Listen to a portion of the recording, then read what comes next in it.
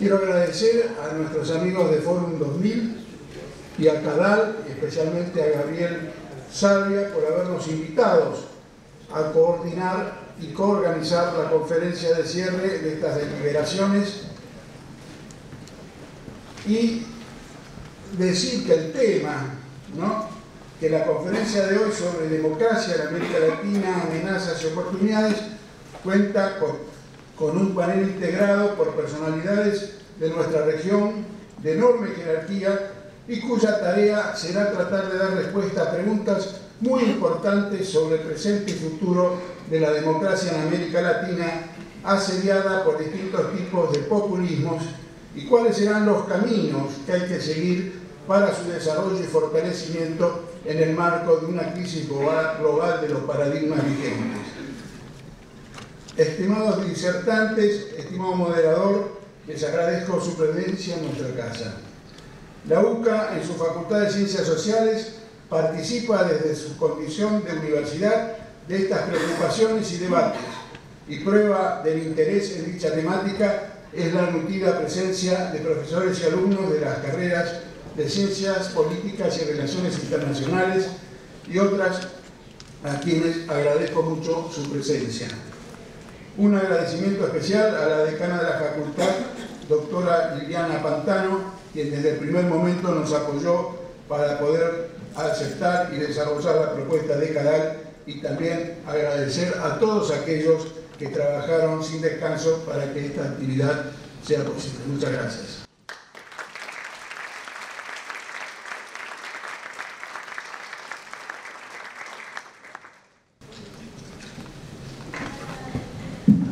Buenos días, yo me llamo Jakub Klepal, soy director de Fórum 2000 y me da mucho gusto de darles la bienvenida aquí en este evento importante, la parte pública, la discusión pública de la conferencia de solidaridad democrática.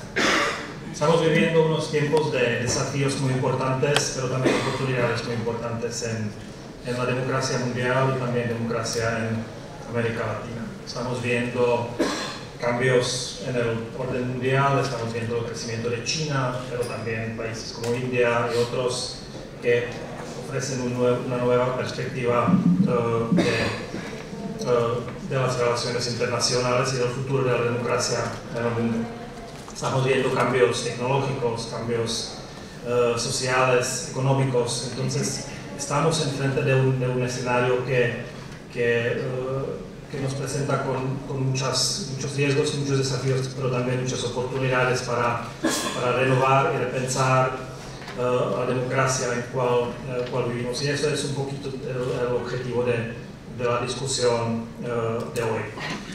A veces algunos de ustedes me preguntan por qué Fórum 2000, una organización de Praga, de República Checa, se está interesando en temas de América Latina, porque estamos trabajando en este proyecto de solidaridad democrática.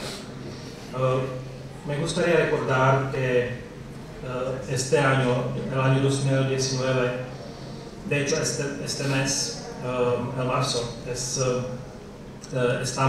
marcando los 80 años de la invasión nazi en Checoslovaquia desde entonces. Desde 39 hasta el 89, cuando Checoslovaquia tenía la revolución de terciopelo y que ganó la democracia y se terminó el régimen comunista. Mi país estaba viviendo unos 50 años de totalitarismo. Primero el totalitarismo nazi, después el totalitarismo comunista. Y durante estas épocas hemos vivido mucha solidaridad de gobiernos democráticos, mucha solidaridad de individuos, de organizaciones, de ONGs, de los medios de comunicación. Y cuando se terminó el comunismo en el 89, en la revolución que he mencionado y que estaba liderada por el presidente Václav Havel, que después también fue fundador de Fórum 2000, sentimos una obligación moral, una deuda moral para ayudar a la gente en el resto del mundo que no está tan suertuda como la gente en Chequia que está viviendo desde estos 30 años, estamos viviendo una democracia plena y exitosa, pero hay mucha gente en esta región, por ejemplo, que no está viviendo en esas condiciones. Gente en Venezuela, gente en Cuba, pero también gente en Bolivia, en Nicaragua. Entonces, yo creo que es lógico y tiene mucho sentido para nosotros trabajar y tratar de fomentar la solidaridad democrática entre Europa, Latinoamérica, pero también dentro de América Latina y también junto con otros actores relevantes del mundo. Muchas gracias a CADAL, muchas gracias a UCA por estar con nosotros en este esfuerzo y espero que tengamos un debate fructífero. Gracias.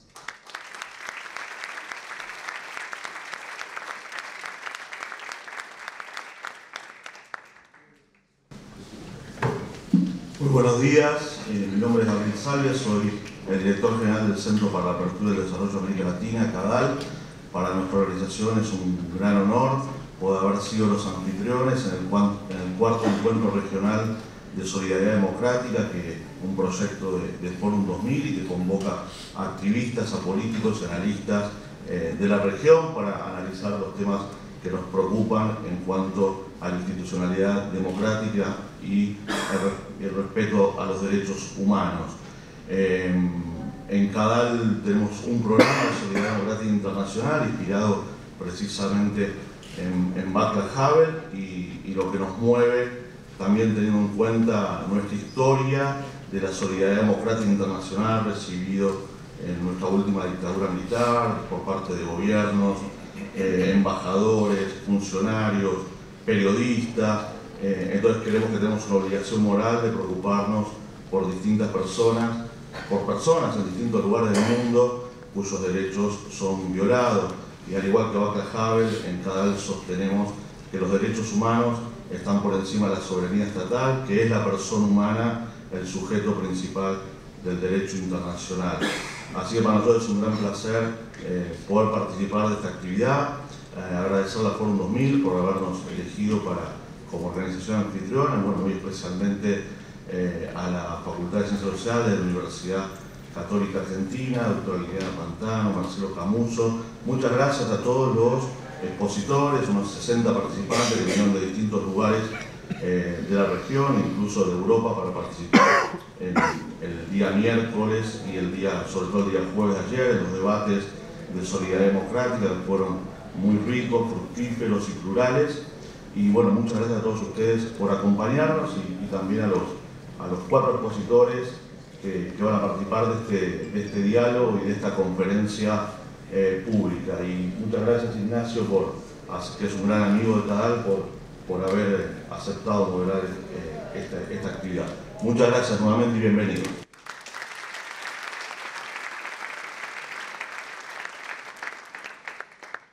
Hola, buenos días a todos. Yo soy Ignacio Lavaki, soy profesor acá de la Facultad de Ciencias Sociales y me va a tocar, la verdad, como sueño del pie, moderar este panel de un tema que es muy interesante y sobre todo muy pertinente. Ahí recién mencionaba Jacob el tema de los 80 años de la entrada de las nazis a Checoslovaquia. Uno podría también decir que se cumplen 40 años del principio de la ola democratizadora, ¿no? Entonces es un muy buen momento para pensar sobre la situación de la democracia en la región y cuáles son las amenazas y desafíos que enfrenta.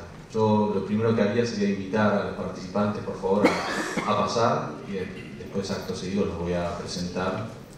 Voy a tratar de ser justo con sus extensos currículums. Y de paso les voy contando, la metodología va a ser la siguiente: cada participante va a hacer un breve comentario de 3 minutos introductorio. Yo después voy a ejercer el poder tiránico, va a hacer preguntas durante un rato, va a ser lo único no democrático de la conferencia, y después vamos a abrirlo a preguntas del público, ¿sí? Entonces, presento a los participantes de hoy. Bueno, en primer lugar, Jorge Castañeda, profesor global distinguido de la Universidad de Nueva York, fue secretario de Relaciones Exteriores de México, cosa candidato independiente a la presidencia de la República también, ha sido profesor de la Universidad Nacional Autónoma de México y actualmente es catedrático de la Universidad de New York, es articulista de los diarios El Financiero, El País, El New York Times, colaborador de Foro TV, es miembro de la Junta de Gobierno de Human Rights Watch, miembro de la American Academy of Arts and Science y de la American Philosophical Society. Castañeda ha escrito más de 20 libros, entre ellos La herencia, El futuro para México, Regreso al futuro y Una agenda para México con Héctor Aguilar Camín. El narco, La guerra fallida y los saldos del narco, El fracaso de una guerra con Rubén Aguilar. Amores perros. Fue su autobiografía y su más reciente libro se titula Solo así, por una agenda ciudadana independiente. También tenemos a Mariana Aylwin Oyarzún, vicepresidenta de la Fundación Patricio Aylwin, es profesora de Historia de la Universidad Católica de Chile e hizo clases en distintos colegios de Santiago, perteneció a la Democracia Cristiana, de la cual fue vicepresidenta nacional y miembro de su consejo durante más de una década, fue diputada entre 1994 y 1998 y ministra de Educación durante el gobierno del presidente Ricardo Lagos. Posteriormente ha dedicado su trabajo profesional a la educación como presidenta de la Fundación Oportunidad y presidenta del Consejo de Certificación de la Calidad de la Fundación Chile. Actualmente dirige la Corporación Educacional Aprender, es miembro del directorio del diario digital El Dínamo y es consejera académica de INACAP. En el ámbito político lidera el movimiento en formación PSP en Marcha. Daniel Sobato, director regional para América Latina y el Caribe de IDEA Internacional, es doctor en Derecho Internacional por la Universidad Complutense de Madrid, en España, doctor en Gobierno y Administración Pública por el Instituto Universitario de Investigación Ortega y Gasset y por la Universidad Complutense de Madrid, España. Es máster en Gerencia Pública por la Escuela de Gobierno John F. Kennedy en la Universidad de Harvard, es máster en Diplomacia por la Escuela Diplomática del Ministerio de Asuntos Exteriores de España, Senior Fellow no residente de la Brookings Institution y miembro del Consejo Asesor del Programa para América Latina del Woodrow Wilson International Center for Scholars, miembro del Consejo Editorial de Foreign Affairs en Español, del Consejo Asesor Internacional del Latinobarómetro y del Consejo Asesor Internacional del Índice de Gobernabilidad para África de la Fundación Mo Ibrahim. Autor de más de 100 artículos, así como de 40 libros sobre temas de elecciones, democracia y gobernabilidad en América Latina. Y finalmente, Tamara Tarasiuk, que es abogada senior para las Américas de Human Rights Watch. Tamara comenzó a trabajar en Human Rights Watch como becaria en septiembre de 2005. Entre 2006 y 2009 se desempeñó como abogada a cargo de México. Desde entonces es investigadora senior de la División de las Américas de Human Rights Watch y cubre varios países en la región. Antes de trabajar en Human Rights Watch, Tamara coordinó un proyecto sobre seguridad ciudadana en Latinoamérica para el Woodrow Wilson International Center for Scholars y trabajó en la Comisión Interamericana de Derechos Humanos de la OEA. Tamara nació en Venezuela y se crió en Argentina, donde estudió abogacía en la Universidad de Itela. Obtuvo un diploma de postítulo en Derechos Humanos y Justicia Transicional de la Universidad de Chile y un LLM de la Escuela de Derecho de la Universidad de Columbia. Bueno, espero no me equivoco en nada de lo que dije.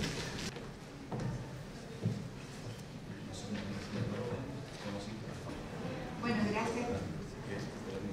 3 minutos de verdad. Gracias por la invitación. En mis 3 minutos quisiera señalar unas breves reflexiones. La primera es que pienso que el deterioro de la valoración de la democracia se ha ido produciendo a medida que nos alejamos del fantasma de las dictaduras que vivieron nuestros países hace 40 años. Tuvimos en los últimos 40 años un proceso de modernización tardío y rápido, 40 años en que se escolarizó a la población latinoamericana, mejoraron sus indicadores de salud, se expandió la clase media y los sistemas políticos respondieron con relativa estabilidad, salvo excepciones, por ejemplo Perú de Fujimori, y se fue alejando el riesgo del autoritarismo. Hoy tenemos un panorama muy distinto. Hay 3 países en franca dictadura, como son Nicaragua, Venezuela y Cuba. Hay un país como Bolivia que hay muchas alertas de avanzar hacia un autoritarismo y desde hace años. México y Brasil son 2 países grandes de la región, los más grandes y tienen un futuro incierto, de gobiernos populistas de distintos signos.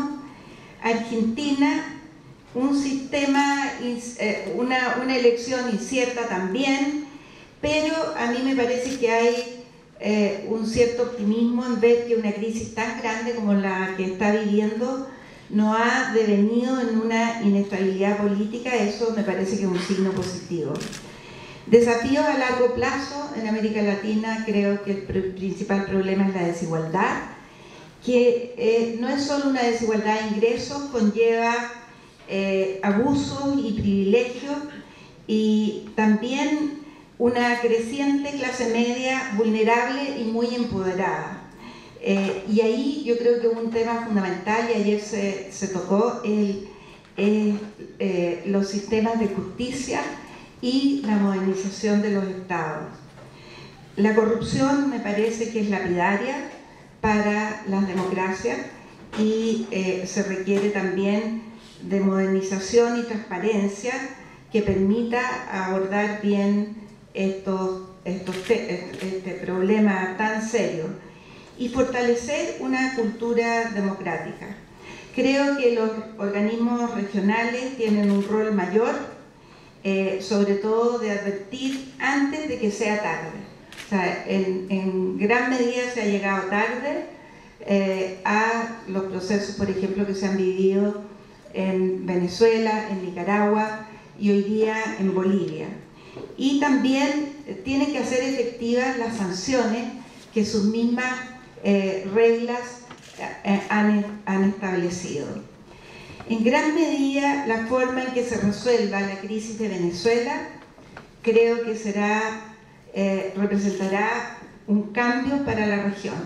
Si se resuelve en forma positiva y sin una intervención militar o sin un derramamiento muy grande de sangre, yo creo que va a ser un tema muy complejo, pero es un tema muy sensible para el futuro de América Latina. En Chile, en gran medida también, el presidente Piñera ganó una elección y uno de los temas fue Chilezuela. O sea, Venezuela está en el inconsciente colectivo de nuestros países, y creo que con razones fundamentadas, cómo se resuelva esa crisis puede traer una ola de optimismo o puede traer una ola de pesimismo en la política latinoamericana. No sé si tuve los 3 minutos.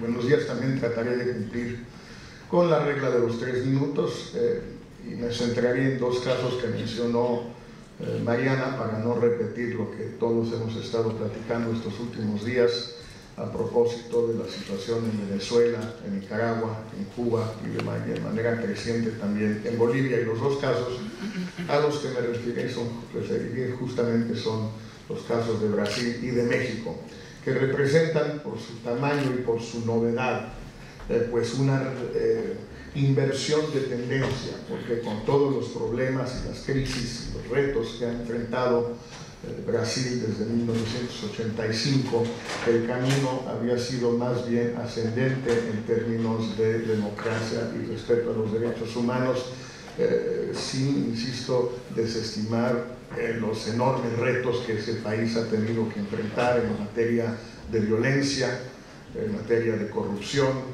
en materia de dificultades económicas. Y en el caso de México también, a pesar de enormes retos, sobre todo en materia de derechos humanos, pero también de un cierto retraso en el advenimiento de una democracia representativa, por lo menos desde mediados de los años 90, México había seguido un camino hacia adelante. La llegada al poder de Bolsonaro y de López Obrador, en mi opinión, representa por lo menos y en todo caso una amenaza muy seria de inversión de ese camino, en lugar de ir avanzando en materia de respeto a los derechos humanos, en materia de un perfeccionamiento de la democracia en ambos países. Creo que estamos viendo una amenaza real. En el caso de México, a los 100 días de la toma de posesión de López Obrador; en el caso de Brasil, a los 60 días de la llegada de Bolsonaro, no solo ya una amenaza en potencia, sino en hechos constantes, en hechos cotidianos y en leyes reales, ya no solamente en intenciones. En el caso de Brasil, el hecho de que se haya aprobado ya esta ley de fabricación indiscriminada de armas, que puede generar, más allá de los agravios reales de la ciudadanía, puede generar una hecatombe. Es decir, entregar armas masivamente a toda la población para que se defienda como pueda es probablemente la decisión más comprensible por la población y más absurda, porque en esa ley de la selva quienes siempre van a salir más perjudicados son los más pobres, los más desprotegidos, los más marginados.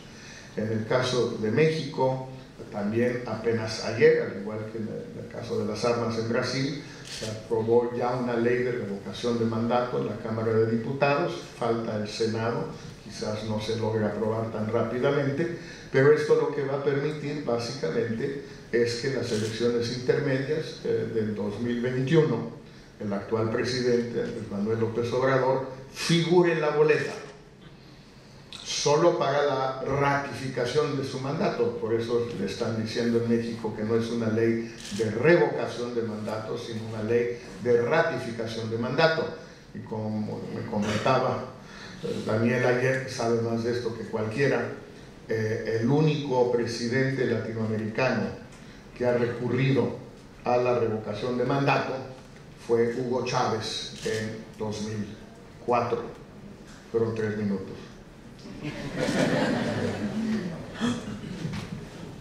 Muchas gracias por la invitación. Yo quisiera resaltar un punto que creo que toca muchos de los casos que venimos conversando desde el miércoles, y es que ha habido un cambio cuando hablamos de democracia en América Latina. Antes el desafío siempre era pensar en gobiernos que no tenían legitimidad de origen y problemas con las elecciones, y eso sigue siendo un problema en algunos países, pero lo que vemos como un desafío cada vez mayor es la legitimidad en el ejercicio del cargo. Y Venezuela es un excelente ejemplo de eso, porque hoy está en la tapa de los diarios, y yo quisiera presentar un poquito de por qué es una crisis que tiene distintas aristas, pero esto no empezó ahora ni empezó con Maduro. En Venezuela el problema empezó en el 2004, cuando hubo un copamiento político del Tribunal Supremo de Justicia que abrió la puerta a que hoy en Venezuela no hay ninguna independencia judicial, y se fueron de a poco erosionando las garantías democráticas en el país, llegando a una absoluta concentración de poder, que es lo que le ha permitido a las autoridades venezolanas cometer todo tipo de abusos sin ningún tipo de control. Y lo que vemos hoy es, si bien en la región hay muchos problemas y muchos países que nos preocupan, en Venezuela una situación que tiene una combinación bastante única, que es, por un lado, una represión fuertísima desde el 2014, un patrón sistemático de abusos en contra de opositores, no solo políticos, que hemos estado viendo en distintos incidentes de represión en las calles, pero además de detenciones, abusos contra detenidos, torturas contra detenidos, en distintos incidentes que han sido cometidos por distintas fuerzas de seguridad en distintos lugares del país y siguiendo el mismo modus operandi. Por eso es un patrón sistemático. El segundo aspecto de esta crisis es la crisis humanitaria. En Venezuela hay una emergencia humanitaria según estándares de la Organización Mundial de la Salud y de las organizaciones humanitarias. Ha llegado a un nivel sin precedentes en Latinoamérica, donde estamos viendo casos de enfermedades que habían sido erradicadas en el país y que hoy han vuelto con muchísima fuerza, como por ejemplo la difteria o el sarampión, que son enfermedades prevenibles por vacunación. Hay un enorme aumento en la cantidad de casos de malaria, de tuberculosis, el porcentaje de pacientes con VIH que no tienen acceso a tratamiento antirretroviral es casi el 90%. Y todo esto en un contexto en el cual el gobierno no da datos epidemiológicos y hostiga a quienes intentan hacer pública esta información. Y la consecuencia de esta crisis de derechos humanos y humanitaria en Venezuela es que es la tercera arista de la crisis venezolana, que es la crisis de refugiados, que como decía Mariana, uno ve venezolanos en todas las capitales de Latinoamérica. Según Naciones Unidas, hay más de 3.4 millones de venezolanos que salieron del país en el último tiempo. La gran mayoría, de 2.7, están en Latinoamérica y en el Caribe. Y esto ha generado enormes desafíos para la región.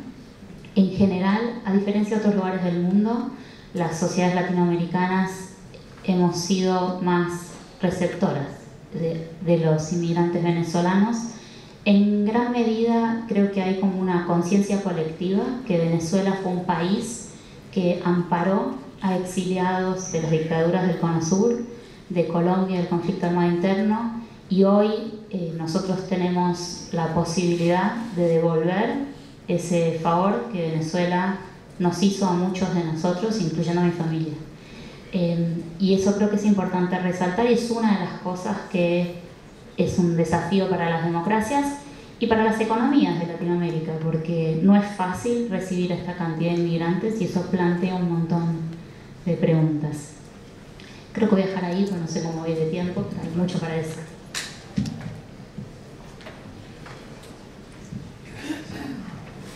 Muy buenos días a todas y todos, un placer estar en esta universidad, en tan buena compañía, con tantos jóvenes. Yo tengo 5 puntos dentro de los 3 minutos, así que ustedes me van a disculpar la superficialidad, pero empezaría diciendo que a la hora de hacer un balance sobre la democracia en América Latina, me gustaría traer prestado la reflexión de este libro estupendo de Dickens, de Historia de 2 ciudades, y podríamos decir que vivimos el peor de los momentos, pero también vivimos el mejor de los momentos, y después quizás en el diálogo me permitiré explicar cuáles son las razones que justifican decir que estamos en el peor de los momentos, pero también cuáles son las razones de peso que justifican que estamos en el mejor de los momentos. Y el mejor de los momentos quiere decir que la mayoría de este auditorio, yo diría casi un 80%, está integrado por gente que nació en democracia y vivió toda su vida en democracia. Y eso en América Latina no es poca cosa. Así que cuando a veces nos asalta el pesimismo de la razón, hay que contrarrestarlo con el optimismo de la voluntad, pero también con el optimismo de los hechos. Así que ese es un elemento importante. Esto no quiere decir que no haya problemas, hay muchos problemas, pero también es muy importante que tengamos conciencia de dónde venimos y dónde estamos. Lo segundo, el momento oportuno, oportunísimo para tomarle el pulso a la región. No hay otro mejor momento en la historia de América Latina. Nunca habíamos tenido 40 años de tercera ola democrática, obviamente depende de la fecha de entrada de los diferentes países. Nunca habíamos tenido un proceso democrático tan extendido. Estamos celebrando estos 40 años del inicio de la tercera ola democrática. Estamos en el medio del superciclo electoral latinoamericano. En 3 años, 2017, 2018, 2019, 15 de los 18 países de América Latina ya han celebrado o van a celebrar sus elecciones presidenciales. 6 lo van a hacer este año, uno ya lo hizo, incluido la Argentina. Hay 60 años de Revolución Cubana como para tomarle el pulso y ver lo positivo, pero también lo muy negativo que hay de ese régimen dictatorial. Hay 40 años de la Revolución Sandinista, que también es un proceso que está atravesando por un proceso de creciente consolidación del autoritarismo tipo personal ya entre Ortega y su esposa Murillo. Hay 20 años desde que en 2018 se cumplieron 20 años de que Chávez ganó por primera vez una elección. Por lo tanto, creo que también tenemos una riqueza de experiencias para no comer cuentos y no creer en aquellas promesas que después no se han cumplido y que por el contrario se han desviado de manera patológica en regímenes autoritarios. ¿Qué podemos aprender de esas experiencias?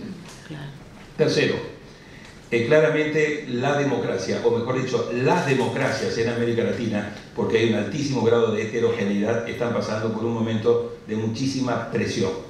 Todos los indicadores que podemos identificar, los de cultura política, los de calidad de la democracia, los de Estado de Derecho, los de criminalidad, los de corrupción, nos demuestran que los índices tienen enorme preocupación. Ahora, hay grandes variaciones, no es lo mismo Chile que Nicaragua, no es lo mismo Uruguay que Honduras. Así que a la hora de hacer el balance tenemos que ser muy finos y muy cuidadosos de no andar prescribiendo de manera generalizada recetas. Pero sí estamos pasando por un momento de marcada preocupación. En términos de cultura política es el peor de los años 2018, desde que se comenzó a medir. El apoyo a la democracia cayó del 61% al 48%, la insatisfacción creció del 51% al 71%, la satisfacción por la democracia cayó del 44% al 24%, y lo más peligroso, la indiferencia frente a la democracia trepó del 16 al 28%, sobre todo en los jóvenes, es decir, en el grupo etario de la mayoría de ustedes entre los 16 y 26 años. Así que ahí tenemos un elemento claro de preocupación. En materia de corrupción nos estancamos y estamos por debajo del promedio regional. En materia de criminalidad y de homicidios, un horror. En materia de impunidad, lo mismo. Así que mucha atención, y no solamente preocupación, sino ocupación. Y luego, mi último punto es, tenemos que construir la agenda de qué hacer, porque muchas veces en América Latina estamos sobrediagnosticados, o sea, tenemos un exceso de diagnósticos, pero a la hora de la verdad, ok, ¿ahora qué hacemos? Y yo creo que a la hora de reflexionar sobre los desafíos de la democracia, vivimos un momento nuevo. O sea, esto no es las recetas tradicionales. Hirschman decía, siempre nos recordaba que toda reflexión sobre la democracia en América Latina tenía que arrancar con un sano pesimismo. Hoy ese sano pesimismo se extiende no solamente a América Latina. La democracia en Europa está bajo riesgo. De hecho, la semana pasada Macron propuso crear un centro para la democracia en Europa. Esto lo hubiéramos escuchado años atrás, hubiera sido imposible. En Estados Unidos, la literatura más reciente, tanto de los amigos de Harvard, etcétera, es no cómo se consolida la democracia, sino cómo muere la democracia, cómo termina la democracia, How Democracy Ends, How Democracy Dies. Esos son los últimos títulos que estamos viendo, pero no sobre How Democracy Ends o How Democracy Dies en América Latina, es How Democracy Ends o How Democracy Dies en Europa y en Estados Unidos. Así que ha cambiado el foco de atención y esta es una reflexión que hoy es a nivel global. Todos nuestros modelos referenciales comienzan a entrar en crisis. De una manera u otra, aquellos que empezamos a trabajar en este tema hace 30, 35 años, teníamos como referencia que si queríamos hacer las cosas bien, en 30 años íbamos a terminar siendo parecidos a Estados Unidos, en términos de democracia, o algunos decimos, no, seamos mejor parecidos a Europa. Bueno, esos modelos han entrado también en crisis, y ahí creo que es un elemento diferente para la reflexión.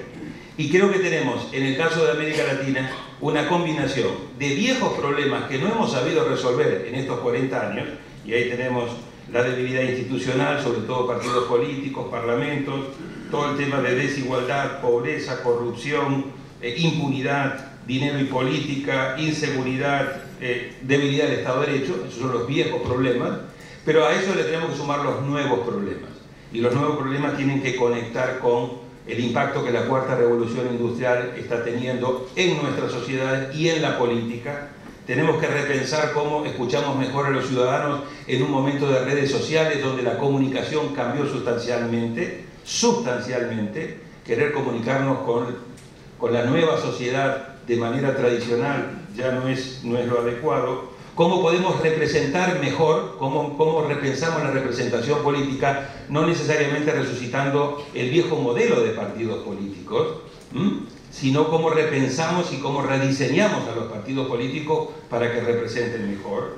Cómo mejoramos la gobernabilidad. Esto no se arregla únicamente con mejor calidad de la democracia, hace falta también mejor gobierno con mejor calidad de políticas públicas, etc. Y sobre todo, cómo fortalecemos la resiliencia de la democracia en un momento, en una coyuntura donde, como hemos visto, la democracia está pasando en asedio y bajo muchísima presión. Gracias.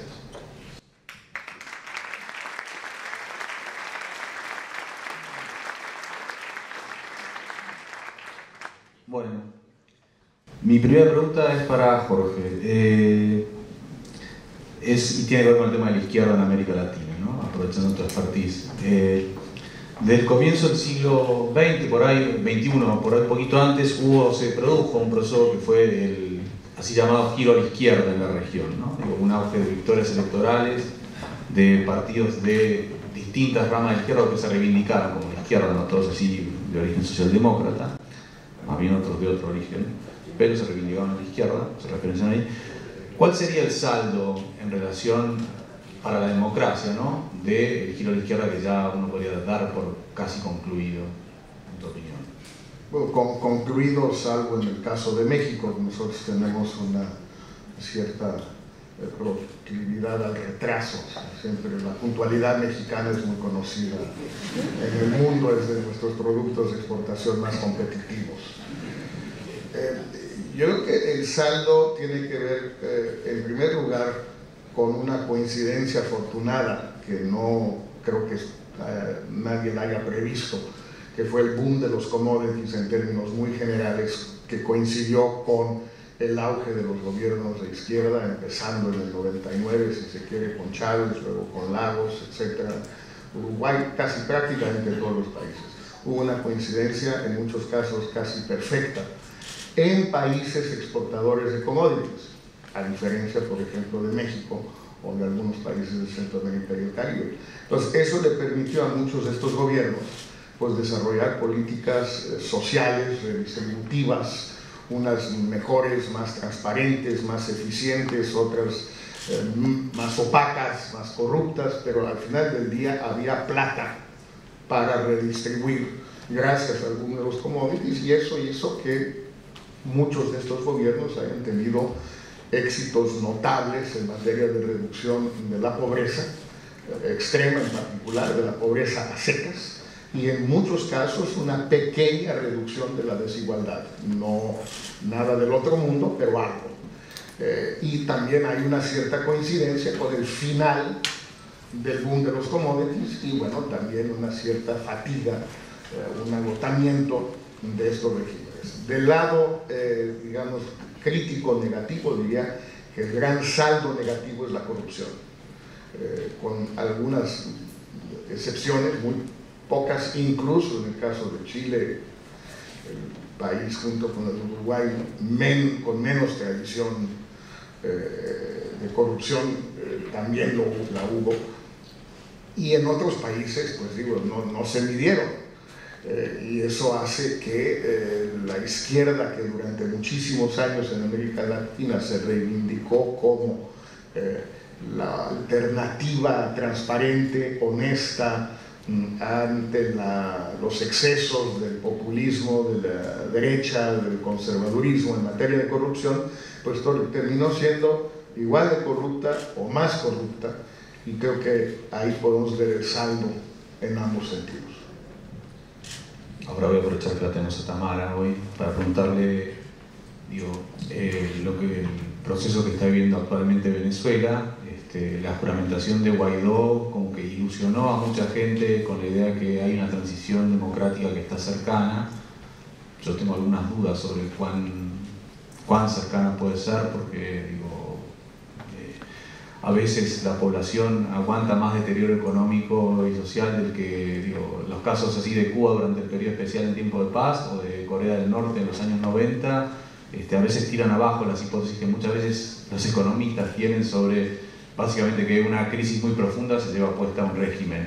Entonces quería preguntarte cómo ves vos la situación venezolana y si ves una salida en el corto o mediano plazo o una capacidad del régimen de Maduro de afianzarse y resistir más tiempo del que muchos prevén.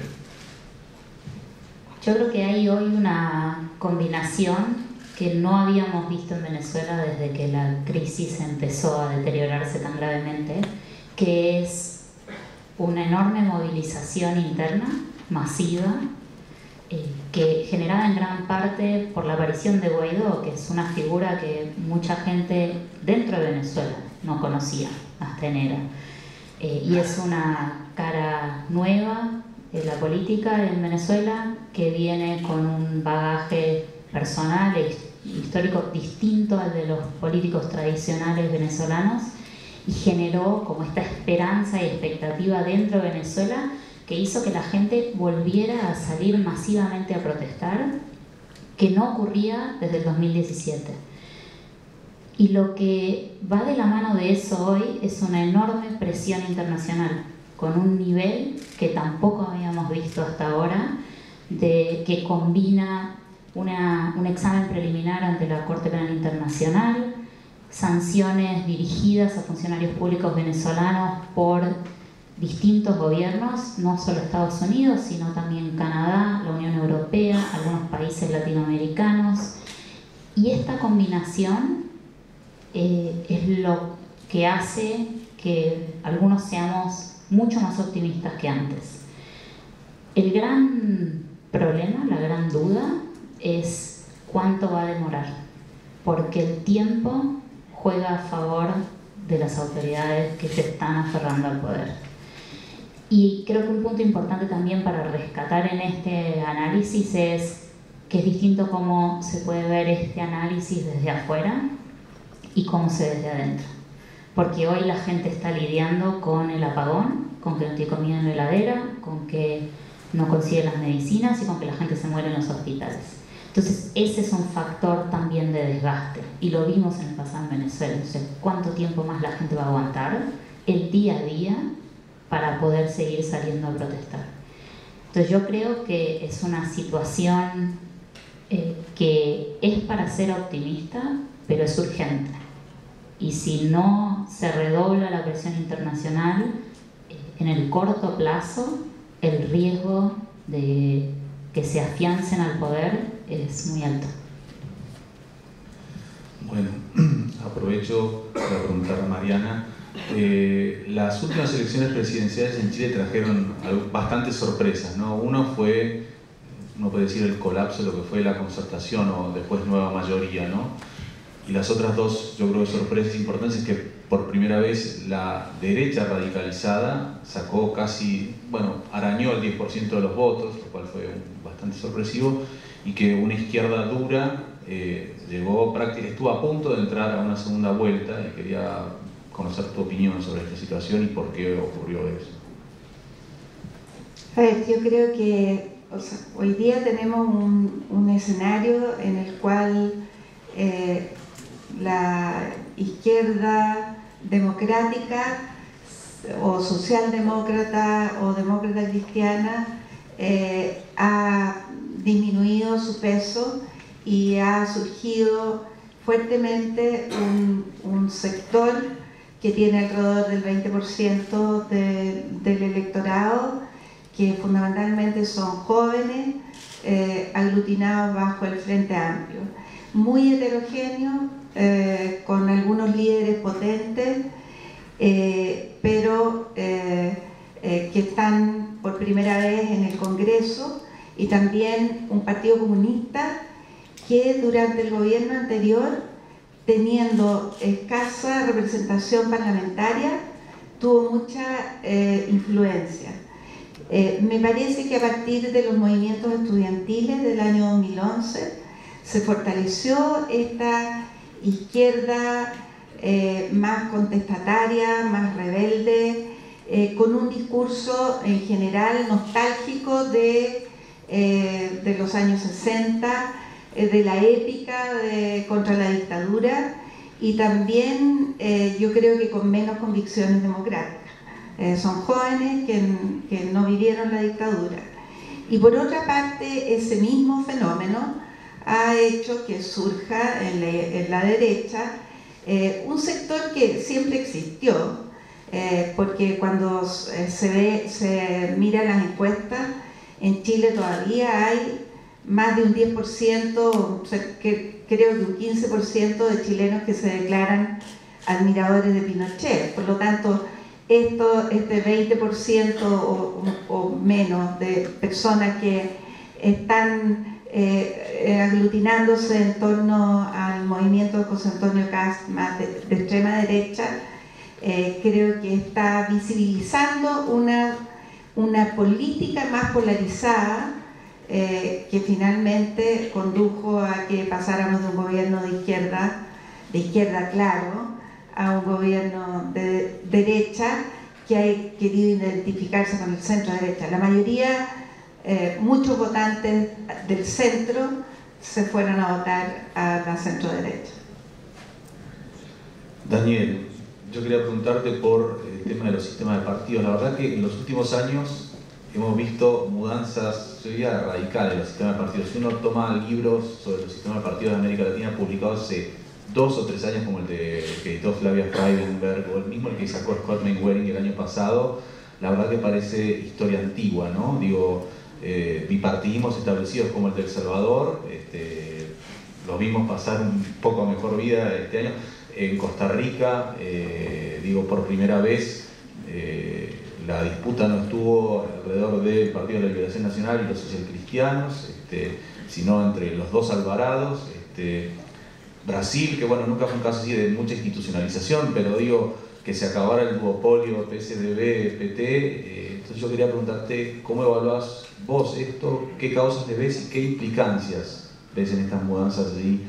Yo diría radical. Bueno, México mismo, no lo mencioné, pero digo, el hecho que AMLO tenga mayoría, que se haya roto este sistema también uno de los sistemas fáciles de entender y estudiar, 3 partidos, uno un poco más al centro, un poco más a la izquierda, otro más a la derecha. Mira, uno de los principales impactos que hemos visto en estos 40 años es, por un lado, la fuerte caída del sistema de partidos, o sea, la desinstitucionalización de los sistemas de partidos, y por otro lado, un grado excesivo de fragmentación.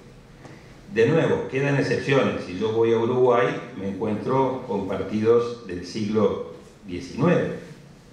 Entonces, pero esas son las excepciones. Si voy a Chile, más allá de los cambios que se han venido produciendo, sigo, más allá de las crisis, que para algunos pueden ser terminales, para otros pueden ser coyunturales, yo sigo viendo más o menos, salvo en los dos extremos, sigo viendo la democracia cristiana, sigo viendo el PPD, sigo viendo al PS, sigo viendo al Partido Radical, sigo viendo a la UDI, sigo viendo Renovación Nacional. Es decir, no ha habido un tsunami que ha arrastrado.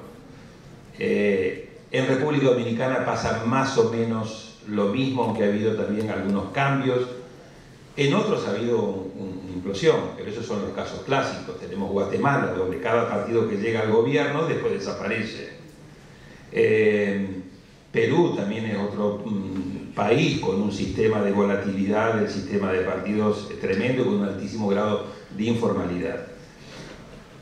El año pasado, en una ventana tan solo de 6 meses y en un fenómeno que ocurre cada 12 años en la región, la primera, segunda y cuarta economía de la región tienen elecciones en tan solo 6 meses. Empezó México el 1 de julio, empezó Colombia, luego siguió México y luego Brasil. Y en esa ventana de 6 meses, bueno, en los 3 casos, la primera, segunda y la cuarta economía, los que llegaron a la presidencia son de partidos hechos a la medida o marginales o nuevos. Es decir, Morena es un traje a la medida de Andrés Manuel López Obrador. El partido que llevó a Iván Duque a la presidencia en Colombia es una nueva creación, no de Iván Duque, sino de Uribe, que como le quitaron el partido uribista, bueno, se inventó el Centro Democrático. Y el PCL, el instrumento que utilizó, porque fue realmente un instrumento, Bolsonaro, para ganar las elecciones en Brasil, después de haber cambiado 7 veces en sus 27 años de trayectoria como congresista, tenía 3 diputados, o sea, era una cosa totalmente marginal. Así que eso nos demuestra el grado de erosión que hay. Y ese es uno de los problemas que estamos teniendo, porque eso está generando problemas claramente de gobernabilidad, salvo la excepcionalidad del caso mexicano, pero hasta ahora la mayor parte de los presidentes que están ganando las elecciones los tienen que ganar ahí donde hay segunda vuelta, en segunda vuelta, no les alcanza a ganar en primera vuelta, y casi todos llegan sin mayoría propia. O sea, tener mayoría propia. ¿Por qué? Porque hemos hecho un montón de reformas electorales en los últimos años dirigidos a salirnos de los sistemas mayoritarios, entrar a los sistemas de representación proporcional. ¿Para qué? Para que supuestamente los partidos políticos se reconectaran con la ciudadanía. Ni logramos reconectarlo con la ciudadanía con esta reforma y agudizamos la gobernabilidad porque terminamos fragmentando muchísimo el sistema de partidos. Quizás el ejemplo más abusivo es el de Brasil, donde pasaron de 28 partidos en la Cámara de Diputados a, con esta última elección, a 30 partidos. Y el partido que tiene mayor porcentaje de representación en la Cámara de Diputados es el PT, no es el PCL, y tiene el 8%. O sea, eso les demuestra a ustedes lo que es el grado de complejidad de gobernar. En un contexto, y con esto cierro, donde hay un montón de reformas de fondo que hay que pasar. y que son casi siempre las mismas en todos los países. El tema de reforma de pensiones, que está en crisis en todos nuestros países, las reformas tributarias para buscar mayor fiscalidad con mayor eficiencia sin perder productividad, la reforma laboral, que más o menos apunta a lo mismo, reforma educativa. Y esa agenda, en contexto de parlamentos muy fragmentados, se muestra muy difícil. Lo de Jorge me parece estupendo, porque recordamos, en el 2000, cuando toda América del Sur giró al centro-izquierda, México hizo la alternancia al centro-derecha. En el 2018-2019, cuando casi toda América del Sur está girando al centro-derecha o a la derecha, México ha tomado la decisión de girar al centro-izquierda o izquierda y con mayoría propia en ambas cámaras, cosa que es además un elemento totalmente inédito en la actual geografía electoral latinoamericana. Jorge, aprovechando que mencionaste el tema de la ratificación de mandato, ¿no? La reelección en México ha sido un tema tabú, ¿no? Digo, la Revolución Mexicana, de hecho, se inició justamente contra la reelección sucesiva de Porfirio Díaz, y desde entonces ningún cargo electivo hasta muy recientemente era susceptible de reelección. Todos los casos así de estos liderazgos así muy personalistas surgidos, ya sea de la derecha o de la izquierda, apuntaron a eliminar las trabas a la reelección. ¿Crees que AMLO va a meterse con ese tabú? Es muy difícil saber, porque en efecto hay una especie de tradición mexicana. Es un poquito más complicada que eso, porque el primer verdadero presidente de la revolución, que fue Álvaro Obregón, electo en el 20, fue reelecto en el 28. El pequeño problema, que se complicaron las cosas, es que lo mataron. Pero bueno, eso pasa. Entonces, en realidad, la revolución no impuso la no reelección, lo impuso como consigna. Eso no importa, en México se puede poner lo que quiera uno de consigna. Sí lo reeligieron y luego lo mataron. Entonces, primer tema, sí hay una tradición complicada. Circuló mucho la versión hace 4 o 5 días de que en los documentos oficiales mexicanos, como es el caso desde Calles, se suprimió la mención sufragio efectivo, no reelección. Como estamos en la plena época de fake news también en México, nadie ha podido determinar si es cierto o es falso. Y necesitaremos muchos días más para poder saber si eso es así o no es así. La tentación reeleccionista es evidente por las mismas razones que vimos en muchos países de América Latina. Pues creo que el primero fue la Argentina, si no me equivoco, en 88, 89, pero, o si no, Brasil en 91. No, Brasil fue después. Argentina en 94. 94, entonces bueno, más o menos coincidiendo. Que es que un proyecto de gran ambición, de gran calado, de gran vuelo, pues un presidente y su partido y su movimiento pueden pensar que no van a poder lograr la transformación que quieren lograr en 6 años. Es imposible, se necesita más tiempo. Entonces la tentación ahí está, los índices de popularidad ahí están por ahora, apenas lleva 100 días, entonces no es nada imposible. El asunto de la revocación o ratificación del mandato es especialmente preocupante por eso, porque muchos lo ven como una ratificación a medio periodo que pueda volver a plantearse poco después de la elección, poco antes de la elección presidencial del 24. Si me ratificaron en el 21 y me ratificaron en el 24 antes de la elección, pues debo de poder presentarme a la elección y que la gente decida. Yo quería preguntarles a Tamara y también a Jorge que el tema de qué representa Venezuela para la izquierda latinoamericana, ¿no? Porque la verdad que incluso los partidos de izquierda que uno no dudaría de calificar como izquierda democrática son bastante timoratos a la hora de condenar al régimen de Maduro, ¿no? De condenar los abusos. Entonces quería saber qué reflexión les merece eso. Yo creo que es un error hablar del gobierno venezolano actual como un gobierno de izquierda. Creo que eso es incorrecto.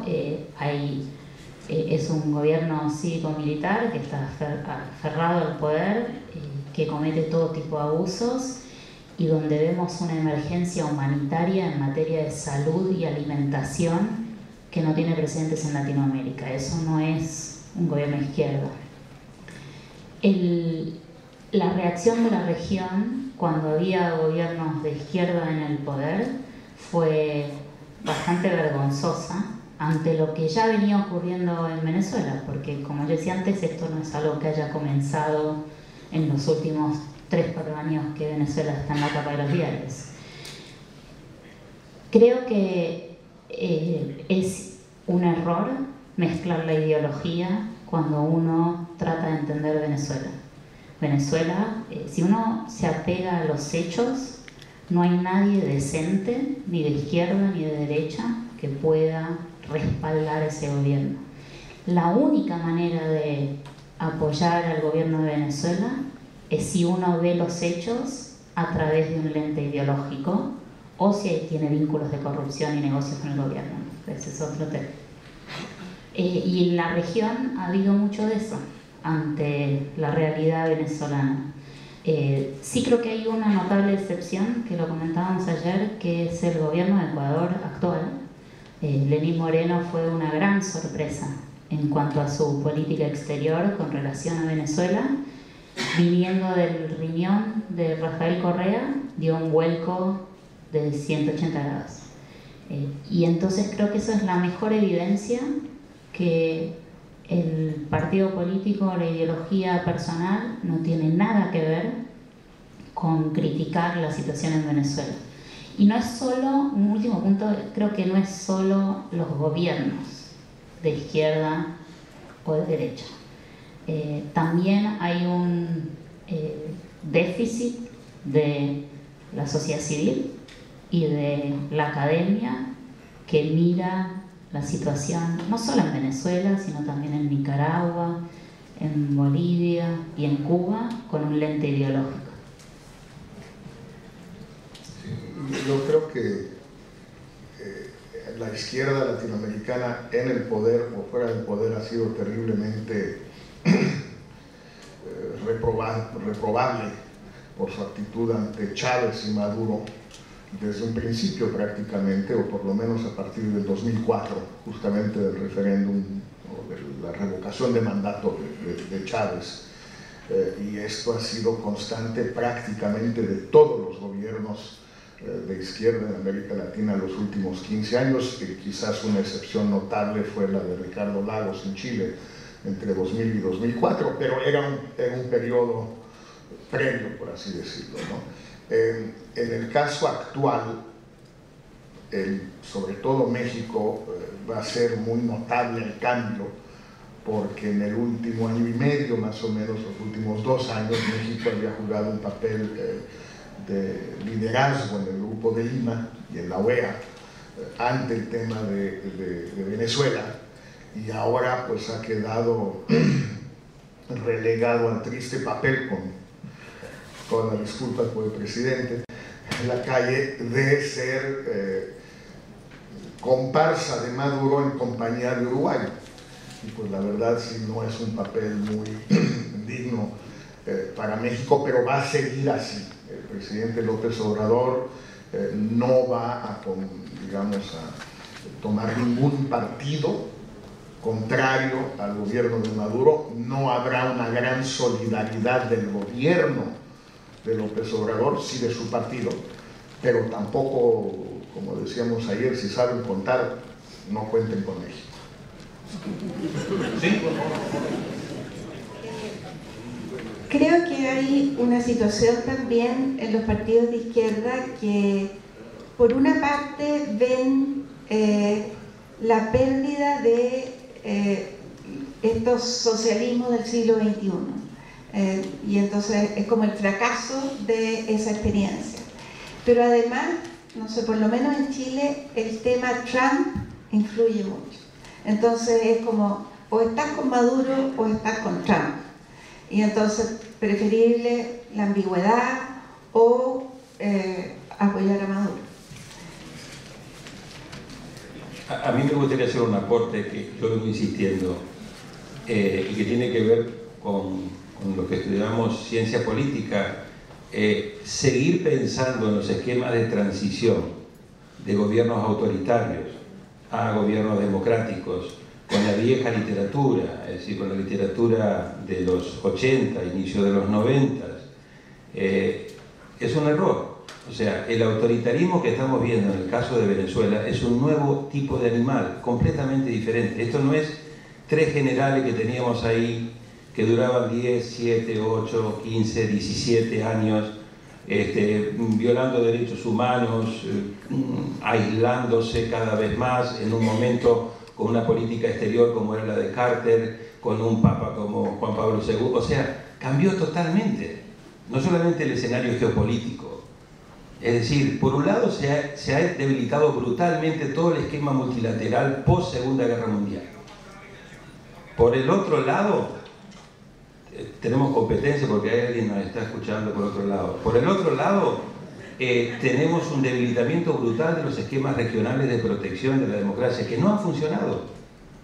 Por el otro lado, tenemos una diplomacia con exceso de testosterona que está basada en hombres. Ahí está Xi, ahí está Putin, ahí está Erdogan y ahí está Trump. Y los arreglos que se hacen a nivel bilateral. El encuentro en Finlandia, en Helsinki, de Trump con Putin, sin únicamente del traductor, porque si no, no se podían entender, pero sin asesores, sin nada, demuestra el nivel. Y esos son 2 sistemas autoritarios, o sea, Xi, Putin, Erdogan, a los cuales Trump ha felicitado en el caso de Putin después de haber ganado con el 70 y tantos %. Entonces tenemos un mal momento en la política internacional. Ni qué decir de la Unión Europea. Vamos a ver qué pasa en las elecciones ahora de mayo. Pero veamos Polonia, veamos Hungría, lo que está pasando en pleno territorio europeo. Entonces, ese es un primer problema. Y el segundo problema, no lo vamos a sacar a Maduro y a sus secuaces a punta de los viejos remedios. No sale. Yo creo que a través de un aislamiento diplomático, asfixia económica, movilización en la calle, no sale. La única manera que salen es trayendo a la mesa de reunión, lo conversamos porque esta mañana, a Cuba, llegar a algún tipo de arreglo con Cuba para debilitar el esquema militar y romper el apoyo militar. Mientras no se logre eso, Maduro va a continuar ahí. Y los militares van a continuar ahí. Entonces me pregunto muchísimo, ¿por qué queremos seguir aplicando ciertas medidas? Y el otro tema, creo que Maduro está triunfando con esto que ustedes dicen. O sea, el tema de Maduro, como lo ha planteado, esto es entre Trump, que nos quiere invadir, y nosotros. Y esa es una farsa. Que los latinoamericanos no estamos a la altura de la responsabilidad que tenemos como región. Este es un tema que llegó porque América Latina no supo prevenirlo a tiempo, es más, lo apoyó, lo avaló. El triunfo de Maduro con fraude, con un margen muy reducido, fue avalado 24 horas después cuando Maduro tomó un avión de Caracas y se reunió con todos los presidentes en Lima, no con el grupo de Lima, en Lima. Todos los presidentes le dieron la bendición de ese triunfo y muchos de ellos fueron luego a Lima a avalar el triunfo de Maduro mientras estaban los reclamos judiciales en marcha en la justicia electoral. Eso es lo que hemos hecho en América Latina. Ese es el nivel de hipocresía que hemos hecho en América Latina y es nuestra responsabilidad. Y esto no es inglés ni tampoco latín. Tenemos que dejarnos de joder permanentemente entre fuera de Estados Unidos y después que vengan los gringos a resolver un tema nuestro. Es un tema nuestro. ¿Me explico? Y ahí estamos en cada país viendo, bueno, si yo tomo un exceso en este tema voy a quedar mal, porque todo lo estamos midiendo con política interna. Y la salida de México es tremendo, porque termina debilitando la región fuertemente, y lo de Uruguay, con el debido respeto al presidente, es inexplicable. La democracia con mayor tradición en la región, y eso solamente se explica por la lógica interna del Frente Grande dentro del Parlamento, con el Pepe Mujica y sus grupos. Entonces es más política interna que política. Pero no le está quedando bien a Uruguay tener esta actitud de crear un mecanismo llamado en Montevideo en el medio de esta crisis para buscar una alternativa, porque si algo ha probado esto es que el diálogo ha sido utilizado permanentemente por Maduro y sus secuaces para ganar tiempo y para manipular. Entonces yo creo que llegó el momento de tomar posiciones. Y de nuevo, no es de izquierda ni derecha. Llamar a este gobierno de izquierda es faltarle el respeto a la izquierda. Y creo que una izquierda que se considere digna tendría que salir a decir, oiga, esto no tiene nada que ver con la izquierda. No queremos una intervención armada, eso es muy cierto. Pero esto de izquierda no tiene absolutamente nada, y no andar con un plan timorato jugando también a la política interna, porque también hay mucho de política interna. De los que están en el gobierno haciendo política interna y de los que están en la oposición también haciendo política interna. Bueno, yo quería traer un viejo tema que por unos años pensamos que había desaparecido, la verdad es que nunca desapareció, que es el tema del control civil sobre las Fuerzas Armadas. Me parece que tuvo un cierto resurgir con el tema de Brasil el año pasado, porque uno nunca hubiera pensado en usar las palabras democracia tutelada para Brasil, pero cuando un general en actividad tuitea sobre cómo debe fallar la justicia en el caso de un expresidente acusado de corrupción, es problemático cuando ve la situación de ya no un militar retirado, que eso no pasa nada, sino un gabinete donde hay 8 militares, donde el vicepresidente es un militar, pero digo, no es exclusivo de Brasil, me parece que Brasil lo puso sobre la mesa. Venezuela sería otro caso, ¿no? Justamente donde el tema de la participación de los militares, y quería preguntarle a todos cómo ven Venezuela y Brasil, me parece son los casos más claros, ¿no? De fuerte presencia militar, del control civil sobre la autoridad, sí, sobre las autoridades militares. Al que quiera, al que tome el guante.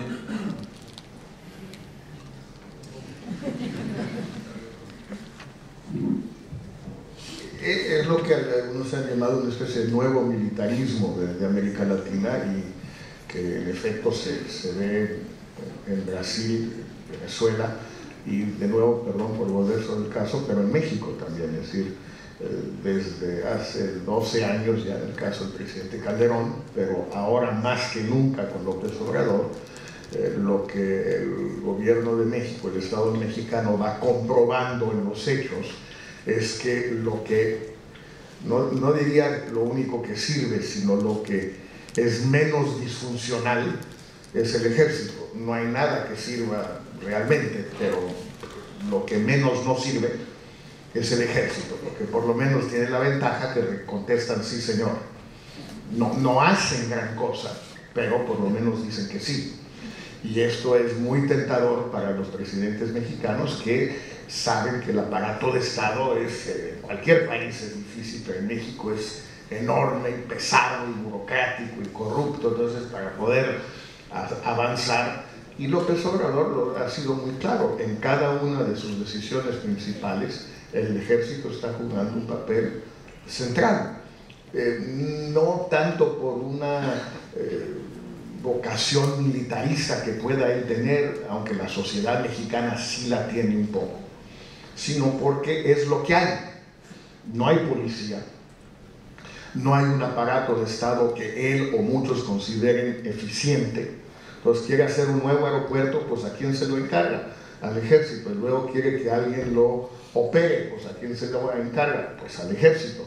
Y quiere hacer una Guardia Nacional, porque no hay policía, ¿a quién se lo encarga? Al ejército. Y así sucesivamente. Bueno, pues tiene la guerra contra el robo de combustible, quiere comprar 500 camiones, en México llamamos pipas, para transportar gasolina. ¿A quién se lo encarga? Al ejército. ¿Por qué? Pues porque es lo que hay. Solo agregaría, desde el punto de vista de derechos humanos, una consecuencia clara de eso es la militarización de la seguridad pública. Y eso se vio en México, y se vio en Venezuela con la Guardia Nacional Bolivariana, y se vio en muchos otros lugares de la región. Y es un gran problema, porque los militares no están capacitados para hacer tareas de seguridad pública.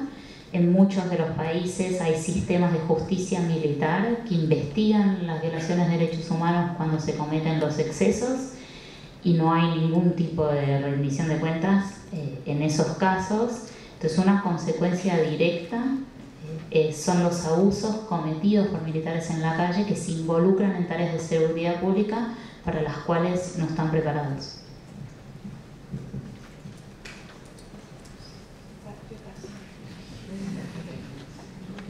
No, a mí me parece que hay un caso interesante que es el de Chile, reciente. Así que, bueno, en mi opinión, una asignatura pendiente en un país que ha hecho una transición estupenda, pero que ha dejado ese ámbito, quizás por precaución, por gradualismo, por lo que tú pudieras entender, durante muchísimos años, y no solamente del tema de la concertación, fue también del primer gobierno de Piñera, no solamente también del segundo gobierno de Bachelet, que es el tema de Carabineros, donde cuando vos acotas un ámbito y le das un gran nivel de autonomía y esto queda fuera de la supervisión importantísima que tiene que tener el gobierno, comienzan a haber, para mí, una sorpresa enorme, actos de corrupción que demuestran eso. Y segundo, el tema de la pérdida de control en un operativo como fue el de la Araucanía, que terminan asesinando literalmente a un indígena, que además de la tragedia que tiene en materia de derechos humanos, le genera un problema político enorme dentro de la estrategia del gobierno. Entonces creo que todavía seguimos encontrando en algunos países ámbitos de falta de control a fondo de la autoridad civil respecto a los militares. En el caso, yo creo, de Argentina, terminamos al otro extremo. Creo que ha habido un desmantelamiento. Si uno hubiera escrito lo que iba a pasar en la relación poder civil-militares en Argentina, no hubiéramos creído. Yo creo que se nos fue la mano para el otro lado. Se faltan recursos, etc. Y en el caso de Nicaragua me parece un tema tremendamente grave, porque en Nicaragua el ejército no está haciendo el papel represivo como lo está haciendo en el caso de Venezuela, pero se están haciendo los distraídos porque realmente no están tomando posición frente al crecimiento autoritario del gobierno de Ortega y Murillo.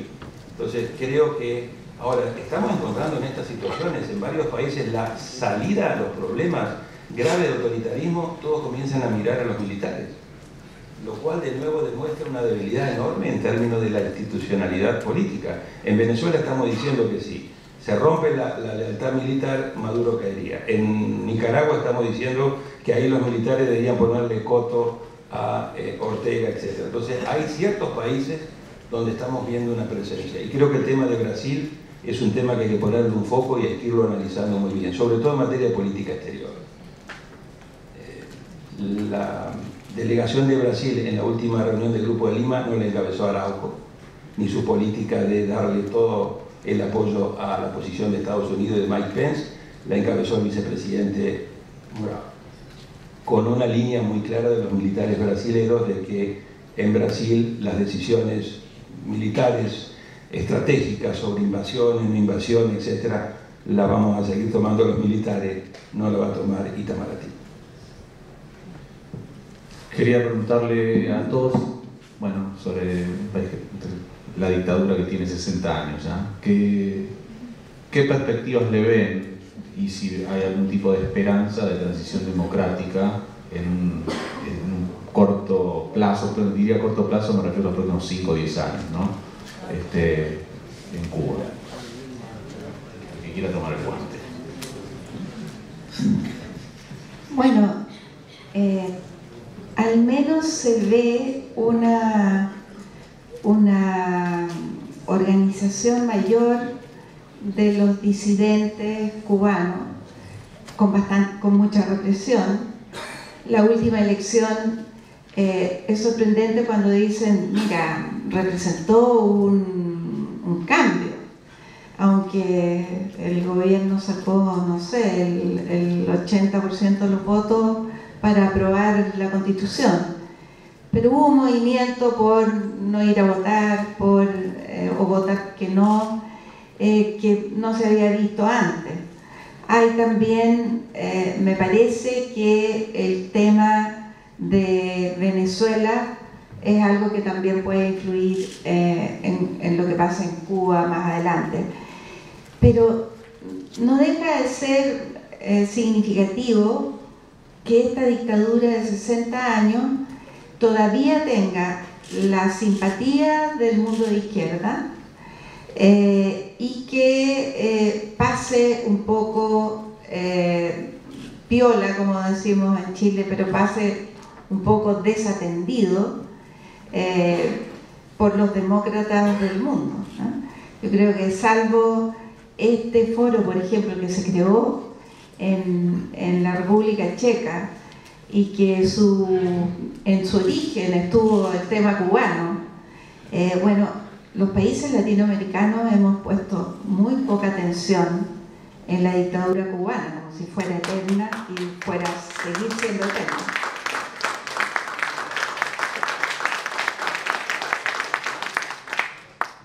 Sí, yo comparto plenamente el punto de vista de Mariana Elwin. En particular quisiera traer la atención de los estudiantes, sobre todo un artículo de Patricio Naya en el America's Quarterly contrastando la postura de América Latina con Venezuela y con Cuba.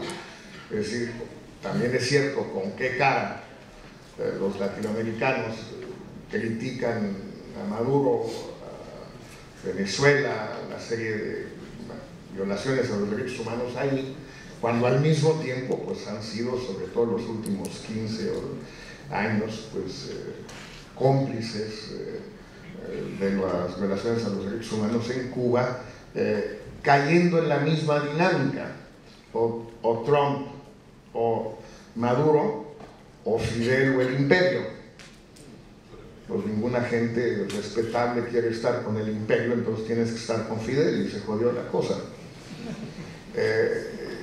Yo creo que sí hay un problema de sustitución de subsidio con Venezuela, y si llegara a caer Maduro y a caer el subsidio, que son dos cosas que posiblemente sean distintas, sí habría ahí sí un reto muy grande para el régimen cubano, porque sería la primera vez que enfrentan una enorme dificultad económica sin Fidel. Y la apuesta que yo creo que tenían, que era Obama y Estados Unidos, pues desapareció.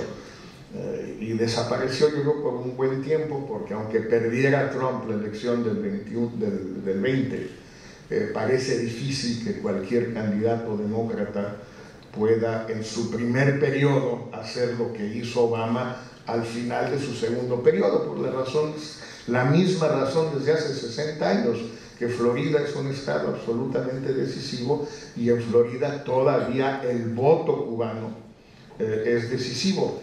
Se habla mucho de que los cubanos de segunda o tercera generación de Miami no les importa y son antibloqueo y todo, y es cierto, pero al igual que casi todos los jóvenes del mundo, no votan. Y los viejitos de Playa Girón sí votan. Pues es que tienen 85 años, pues sí, pero votan. Y el voto de uno de 85 años vale más que el no voto de uno de 18. Bueno, yo voy a hacer una última pregunta, así dejo lugar al público para que haga preguntas, y tiene que ver con algo que mencionó Daniel al pasar y que es para todos, que es el rol de las potencias no latinoamericanas, bueno, las potencias no latinoamericanas. En la tercera ola de democratización es debatible, pero claramente Europa Occidental jugó un rol importante, Estados Unidos durante el gobierno de Carter y durante el segundo gobierno de Reagan también, y la verdad que la Unión Soviética entonces, sobre todo a partir de Gorbachev, por lo menos con la distensión y con la perestroika, ayudó a facilitar el final de las transiciones democráticas en la segunda mitad de los 80. ¿Qué rol le ven jugando actualmente a Estados Unidos, a China, que está cada vez más presente en la región, y a Rusia en este tema de la situación de la democracia en América Latina?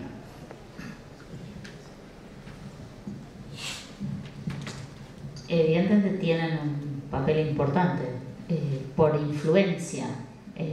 No creo que sea por interés en la democracia, y creo que también, sobre todo en el caso de Estados Unidos, hoy Trump no es el aliado que uno quiere tener para fortalecer la democracia en América Latina.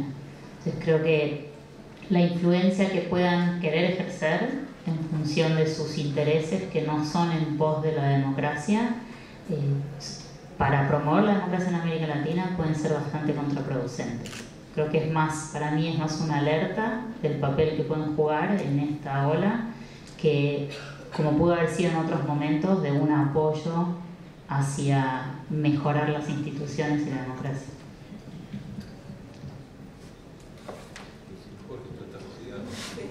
Bueno, yo creo que estoy de acuerdo con lo que dice Tamara. El problema es qué hacer cuando se encuentra uno del mismo lado que Estados Unidos en un tema determinado. Lo que decía Daniel me parece absolutamente acertado. Con mucho retraso, varios países de América Latina tomaron la causa de la democracia en Venezuela. Yo creo que no solo no incentivados o empujados por Estados Unidos, sino en parte en contra. Y durante muchos meses o casi un par de años con Trump, varios gobiernos estuvieron insistiéndole en que procedieran las sanciones petroleras, que son las únicas que sirven, y Trump no quería. Entonces fue un poco al revés. Pero bueno, el hecho es que ahora el Grupo de Lima se encuentra junto a Estados Unidos y a la Unión Europea, y muchos se sienten muy incómodos. Trump es muy complicado. También hay una gran hipocresía en esto, porque vuelvo, perdón, otra vez al caso de México. Es decir, López Obrador se siente, y su gente se sienten muy confiados en decir no podemos estar contra Maduro porque estaríamos con Trump. Pero en materia de la migración centroamericana, el gobierno de López Obrador está haciéndole todo el trabajo sucio a Trump. Además, en un tema de enorme importancia interna en Estados Unidos, pero por un tema mexicano. Es decir, México le está haciendo el juego al gobierno más antimexicano, más racista que ha habido en Estados Unidos en decenios, en décadas, y lo estamos haciendo con unas violaciones a los derechos humanos en la zona fronteriza sur y en la zona fronteriza norte, como no habíamos visto en México en muchísimos años. Entonces, también hay un poco de hipocresía en esto. Yo no quiero estar del lado de Trump, depende para qué. Algunas cosas no me incomoda para nada estar con Trump. Yo creo que este es el punto central, y vuelvo a insistir en el nivel de madurez. Estar en contra de Maduro y del régimen dictatorial y de las atrocidades que se están cometiendo en Venezuela no es estar a favor de Trump. Es una locura. Y si me fuerzan para este trabajo, yo prefiero estar en compañía de Estados Unidos, no siguiendo a Estados Unidos. Es diferente. El Grupo de Lima tiene como observador a Pence. No es que el Grupo de Lima sigue a Estados Unidos. Acá nos estamos confundiendo muchísimo. O sea, la iniciativa tiene que ser de América Latina. Y si en esa iniciativa de la defensa de la democracia, de los principios del artículo 2, 3 y 4 de la Carta Democrática Interamericana, tenemos como compañero de viaje a Trump, bienvenido sea para esta causa. Porque si no, no entendemos nada. No es optar en una opción maniquea entre Trump y Maduro, es optar entre democracia o no en Venezuela y la defensa de principios que nosotros hemos hecho y que se aprobaron en el 2001 en Lima. Entonces, no nos sigamos confundiendo y asumamos nuestra responsabilidad como latinoamericanos y latinoamericanas. Esta es nuestra responsabilidad. Entonces, ese es un primer punto. Segundo, el sistema en Venezuela degeneró porque en el ámbito de UNASUR se le permitió, se le avaló, se le hizo una sombrilla, y vía el Consejo Electoral de UNASUR se le fue dando el blessing a cada una de las últimas elecciones. Y nos tragamos el cuento que eso le podemos llamar autoritarismo competitivo. ¿Por qué? Porque hacía elecciones más o menos creíbles, aunque después veíamos y desinstitucionalizaban. Y después terminaban cooptando todo. Poder judicial, la sala constitucional, la sala electoral, el tribunal electoral, absolutamente todo. América Latina en el ámbito de UNASUR le permitió, le perdonó, le avaló cada una de estas medidas. Entonces, ahí es donde estamos en un problema serio. Y yo creo que no podemos seguir confundiéndonos en esto.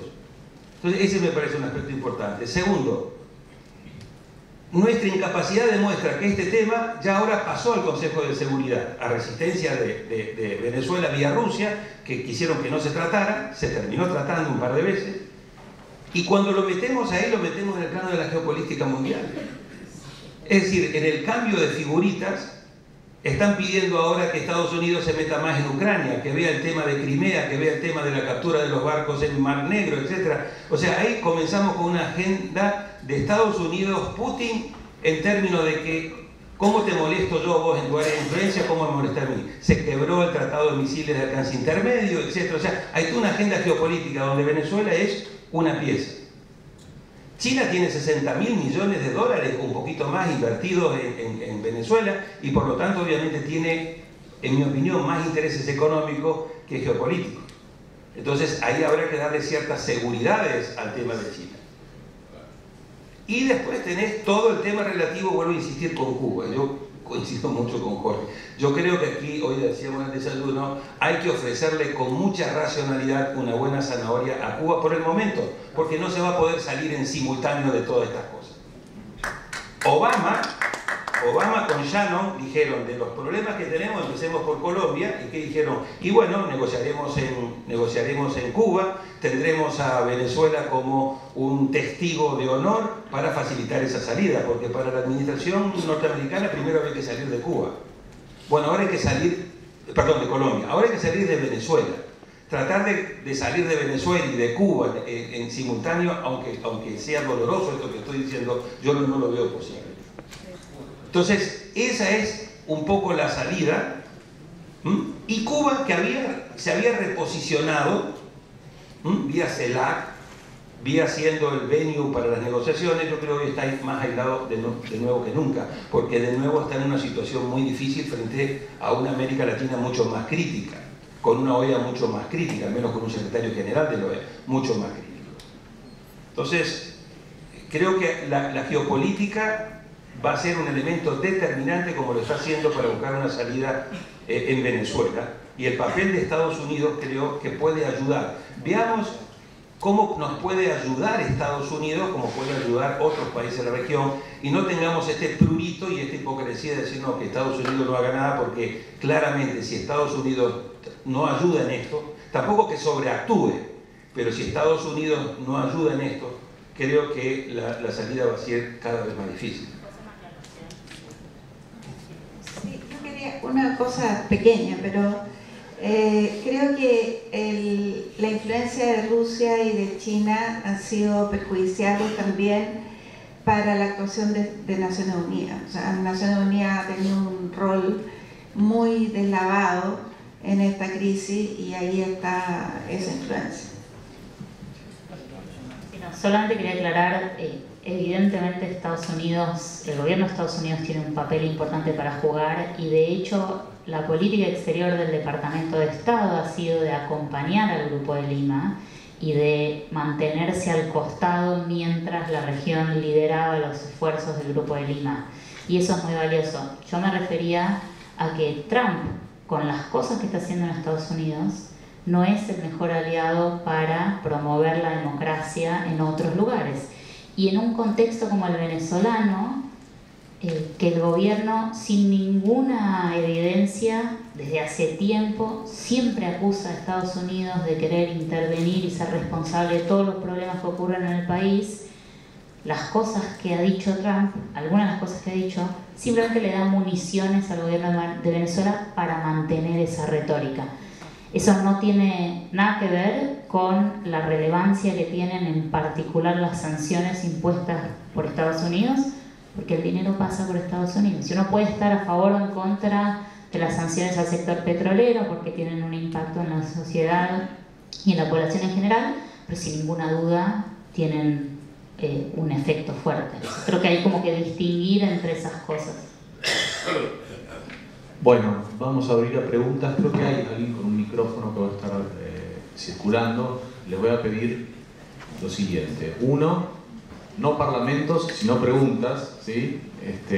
2, que digan, bueno, que se identifiquen quién son, ¿sí? Y a quién le dirigen la pregunta. Pero por favor, enfatizo, no parlamentos, ¿sí? Sino pregunten. ¿sí? Con signo de pregunta al final. Así que abro preguntas, no sé quién quiere ser el primero en abrir fuego.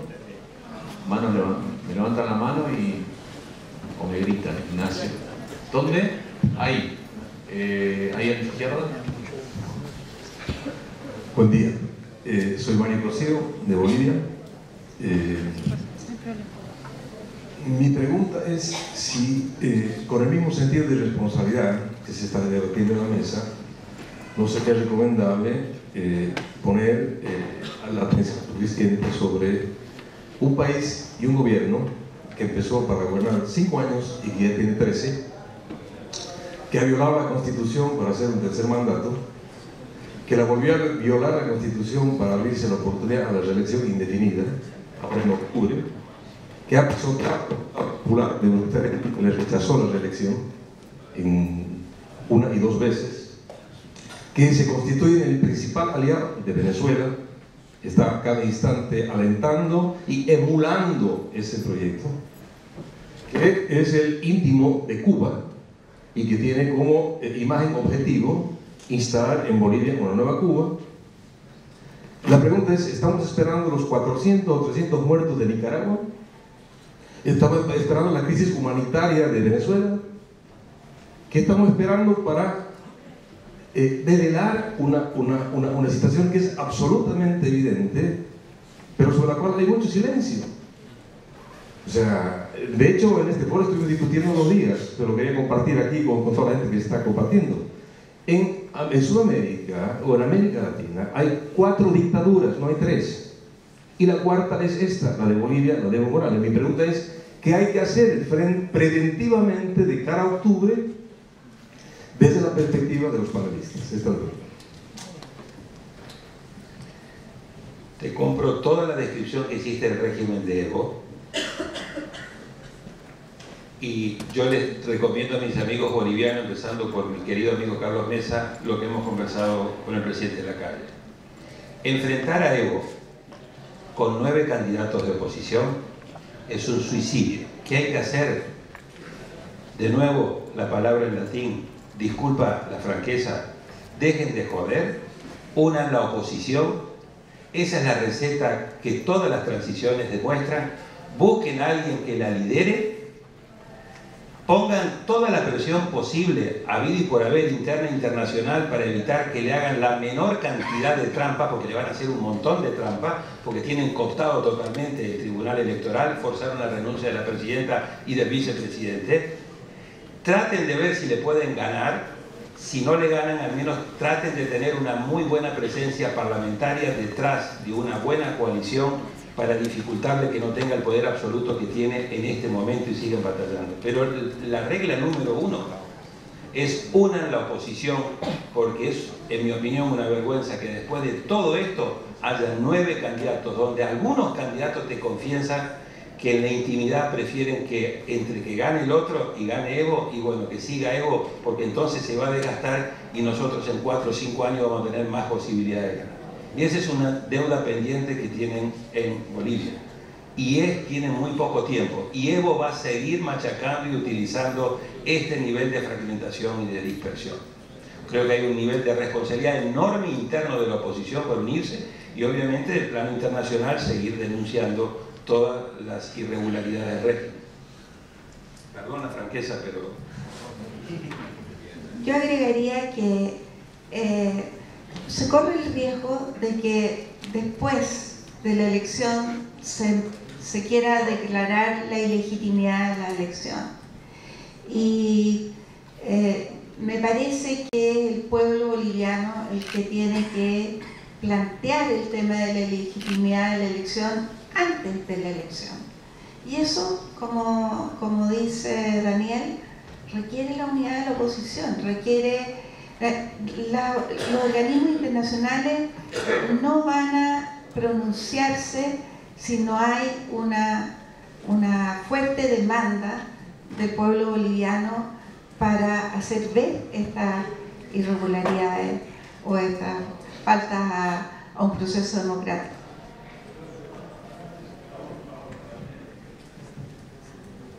Acá la señora, a la derecha.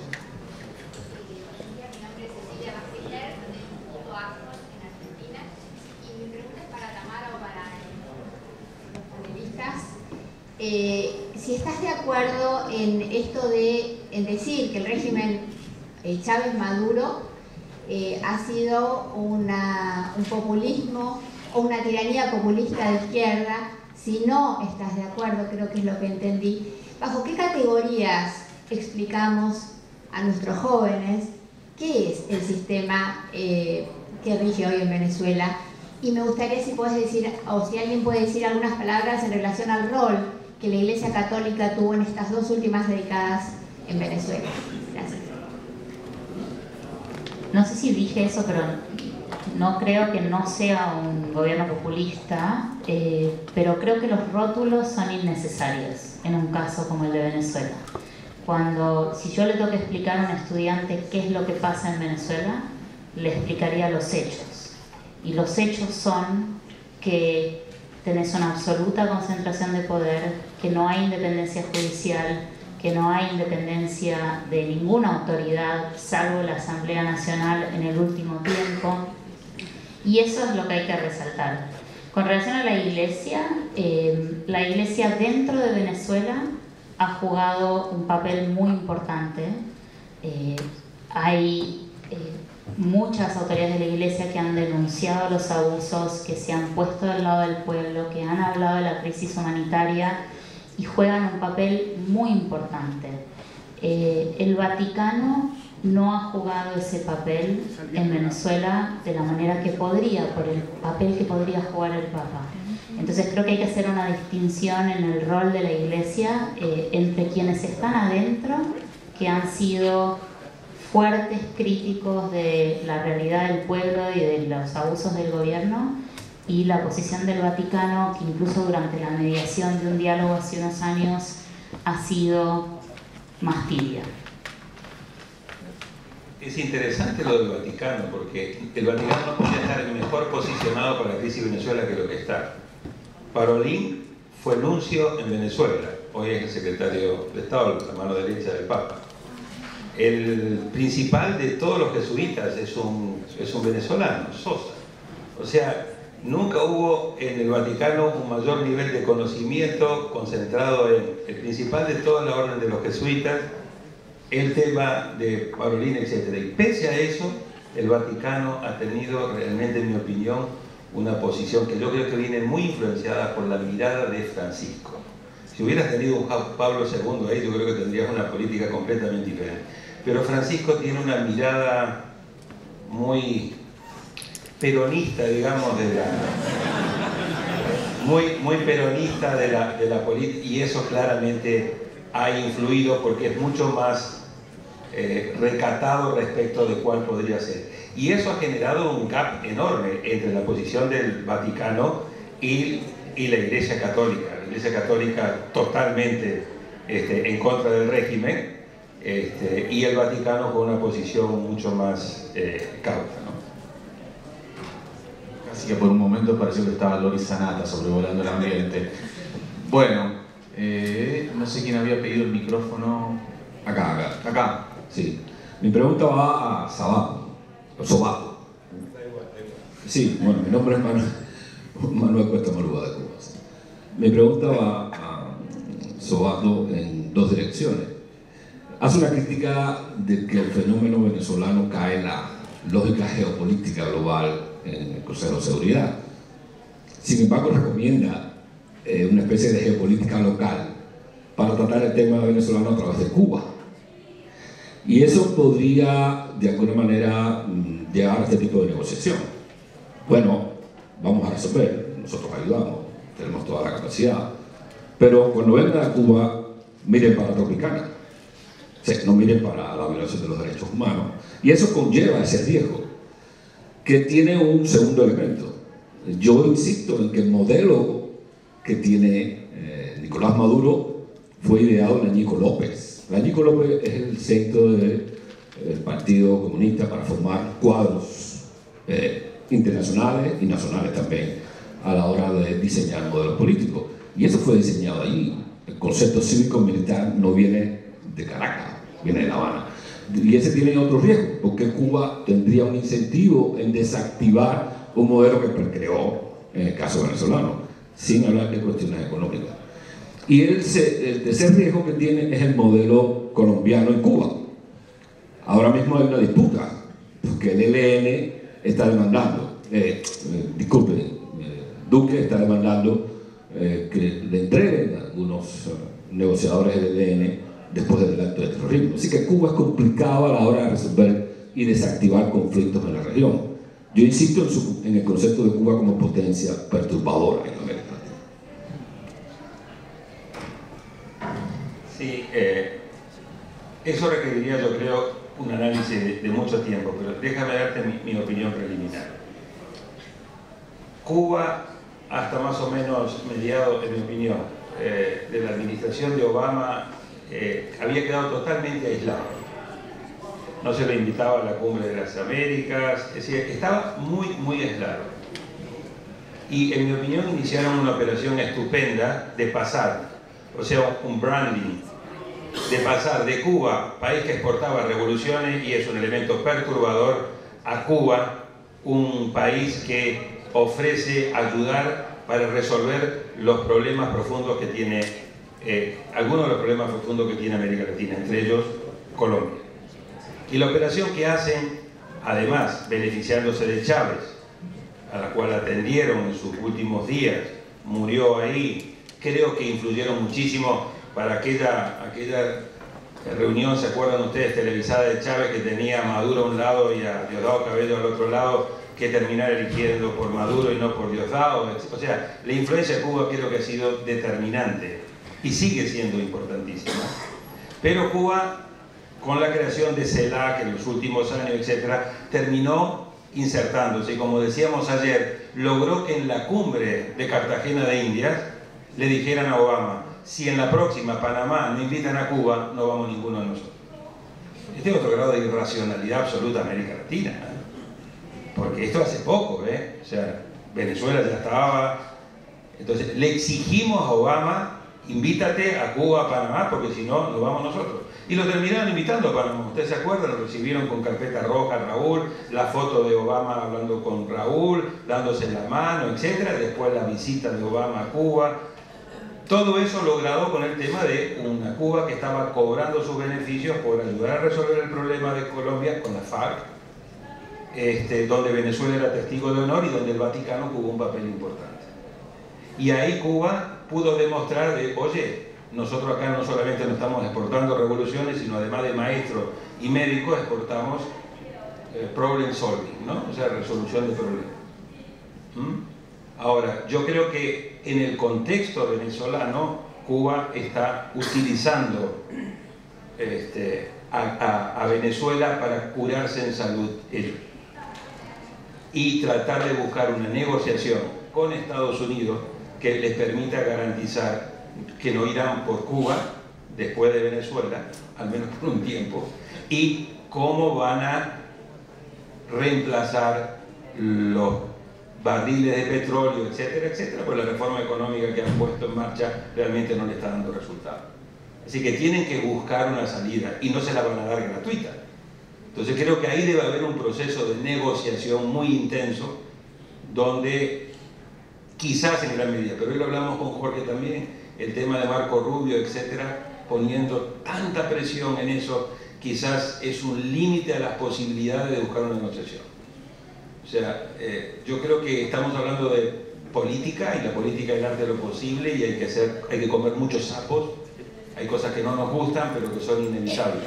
No veo una salida fácil de Venezuela si no es con una solución vía Cuba. Y si no, van a tener que empujar a que Estados Unidos en algún momento pierda la paciencia, o se busque una salida violenta que le permita a los cubanos decir: ya hubo una tragedia en Venezuela, me imagino que no aplaudirán o permitirán que haya una segunda tragedia en Cuba. Creo que están comprando un seguro de vida y de subsistencia, al menos por un tiempo.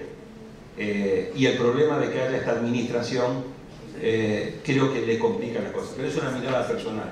Cada uno en esto tiene su mirada. Me gustaría a los colegas cómo lo ven.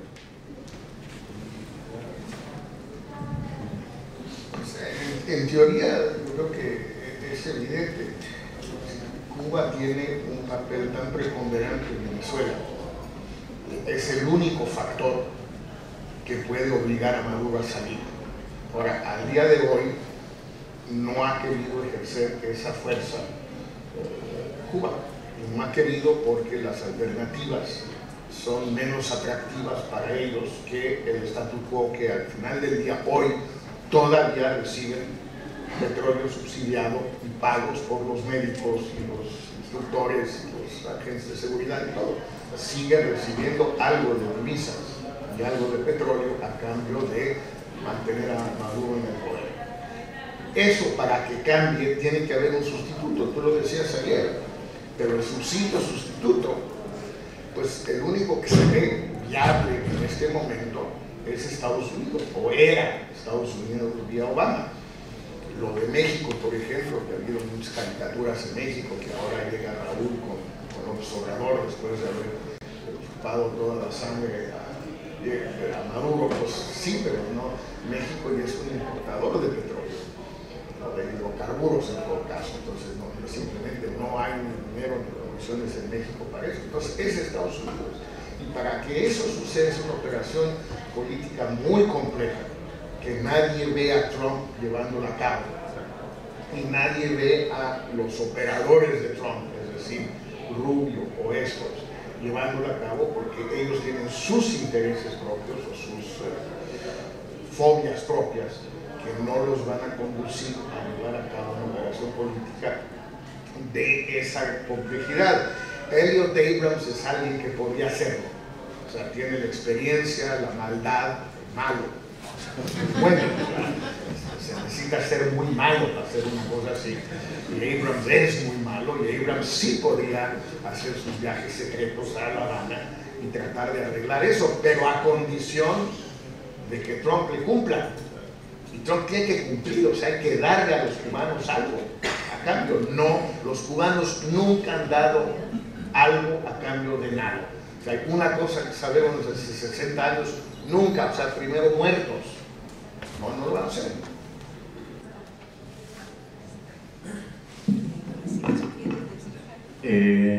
Sí, buenos días, Julio Roberto de Colombia.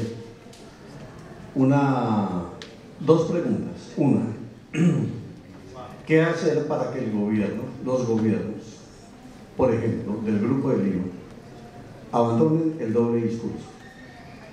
Porque mientras de un lado se firma una declaración, de otro lado la práctica dista mucho de lo que es un verdadero cerco diplomático. Y en segundo lugar, Támara fundamentalmente, ¿qué hacer para que la autodenominada izquierda deje la posición timorata y cómplice frente al genocidio en Venezuela? A las cosas hay que llamarlas por su nombre. En Venezuela hay un genocidio. 90 muertes diarias son suficientes para que se movilice la izquierda colombiana y de los diferentes países, particularmente de América Latina. No pueden estar al lado de un tirano. Eso es. Bueno, yo difiero un poquito en un par de cosas. Primero, creo que el Grupo de Lima ha escalado la presión internacional y en el último tiempo ha acompañado un discurso muy crítico de la situación en Venezuela con ciertas acciones. No todos y no todas las acciones que quisiéramos, pero sí ha habido, por ejemplo, Perú ha sancionado más de 100 venezolanos.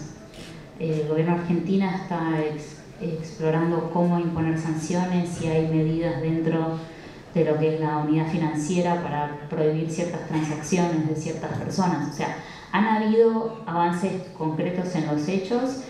En el Consejo de Derechos Humanos de Ginebra, por primera vez, se aprobó una resolución sobre Venezuela, que eso es exclusivamente porque fue liderado por el Grupo de Lima, porque en Ginebra no pasa nada si no viene de la región. Entonces creo que han habido algunos avances, sí creo que podría avanzarse mucho más y es uno de los pendientes redoblar la presión internacional con hechos concretos, como por ejemplo las sanciones desde otros lugares.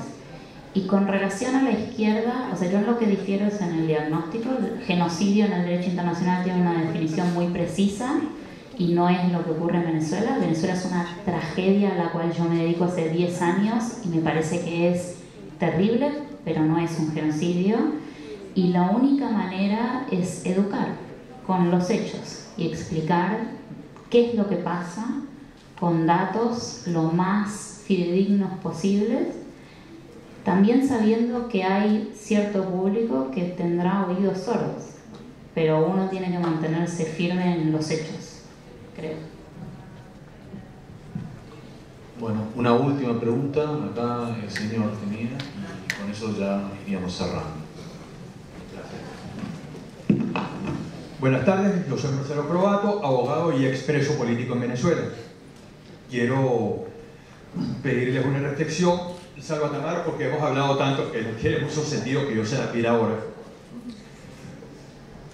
Muchos de los proyectos que se han hablado para resolver el caso de la dictadura venezolana pasan por unos acuerdos que tienden a la impunidad, y algunos vergonzosamente quieren llevar a una impunidad total, no solo de los crímenes que se han cometido de lesa humanidad desde un punto de vista político, como han sido la represión, las torturas, sino incluso de crímenes comunes como narcotráfico, corrupción, lavado de activos y otros más.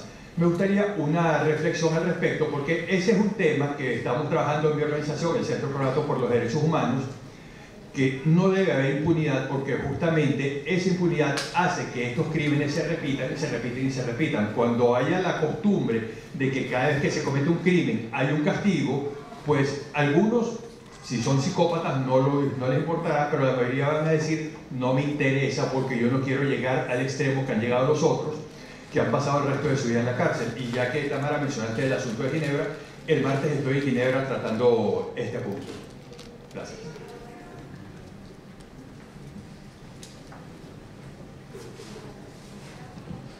Bueno, es un tema muy difícil, especialmente en las transiciones a la democracia.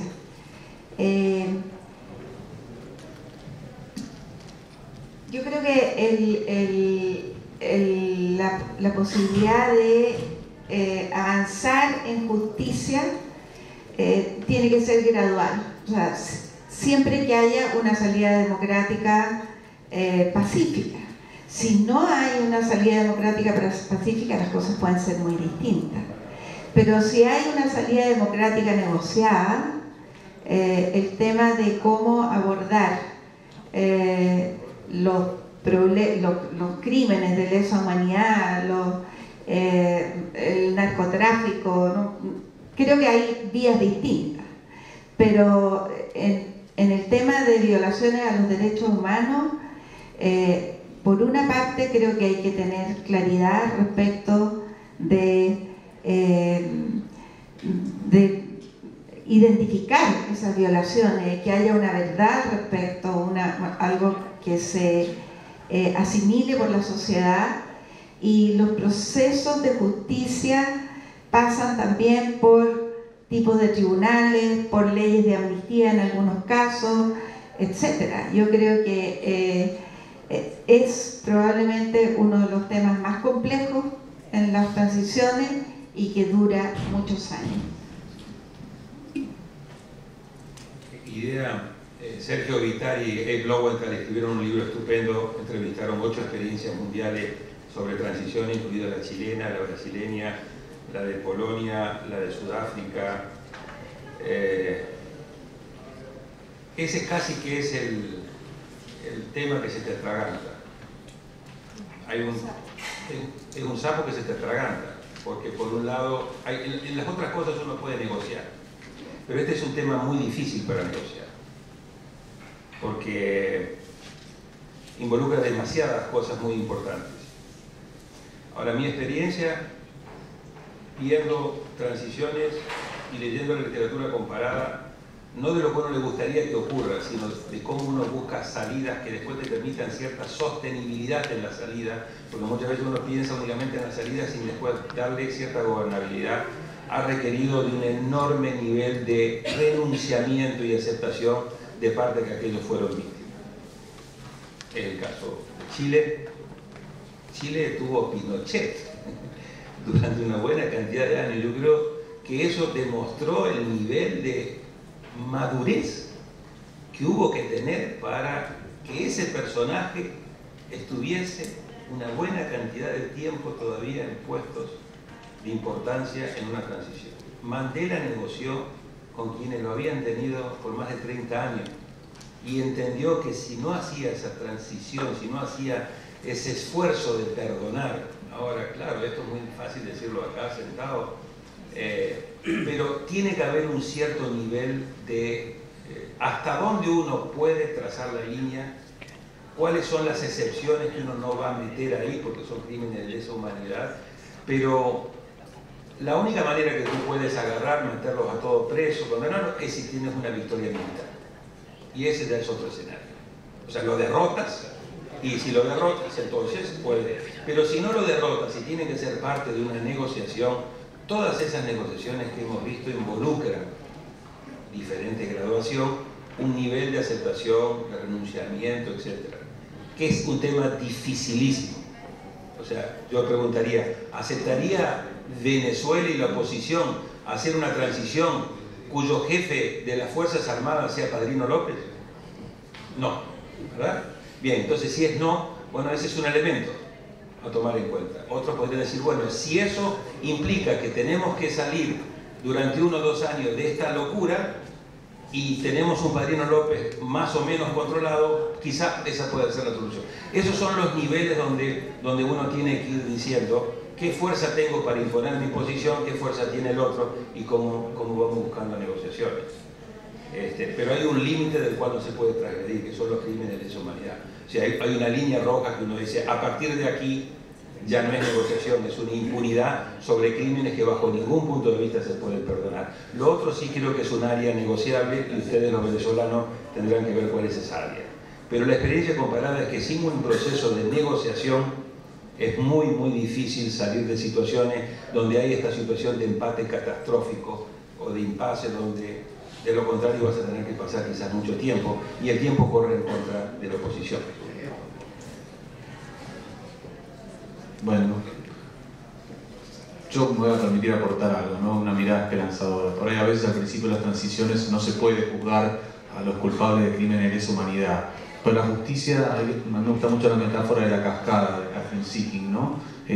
Va avanzando, el agua se va abriendo camino entre las piedras, ¿no? Y cuando no son los tribunales locales, son tribunales internacionales, son jueces de otros países. Hay distintas avenidas para avanzar en esto, de las comisiones de la verdad, los tribunales locales, y cuando los tribunales locales no pueden, aparece algún juez en otro país que de pronto pide la extradición de Pinochet en Londres, y Pinochet se come 2 años en Londres, ahí viendo si se lo lleva en España o no, o el caso de Ricardo Cavallo, Silingo, y podría seguir en otros casos, y si no, pasan los años y leyes que en algún momento fueron sacrificios así que tuvo que hacer para garantizar la estabilidad democrática pueden ser anuladas. Así que por ahí no es a todo o nada al principio, pero mal que mal uno pensaría que la justicia llega, incluso para gente como Pinochet, para Ríos Montt y tantos otros. Bueno, yo les agradezco mucho a todos, sobre todo a los panelistas. Ha sido para mí un honor estar acá pudiendo torturarlos a preguntas y le agradezco mucho al público presente.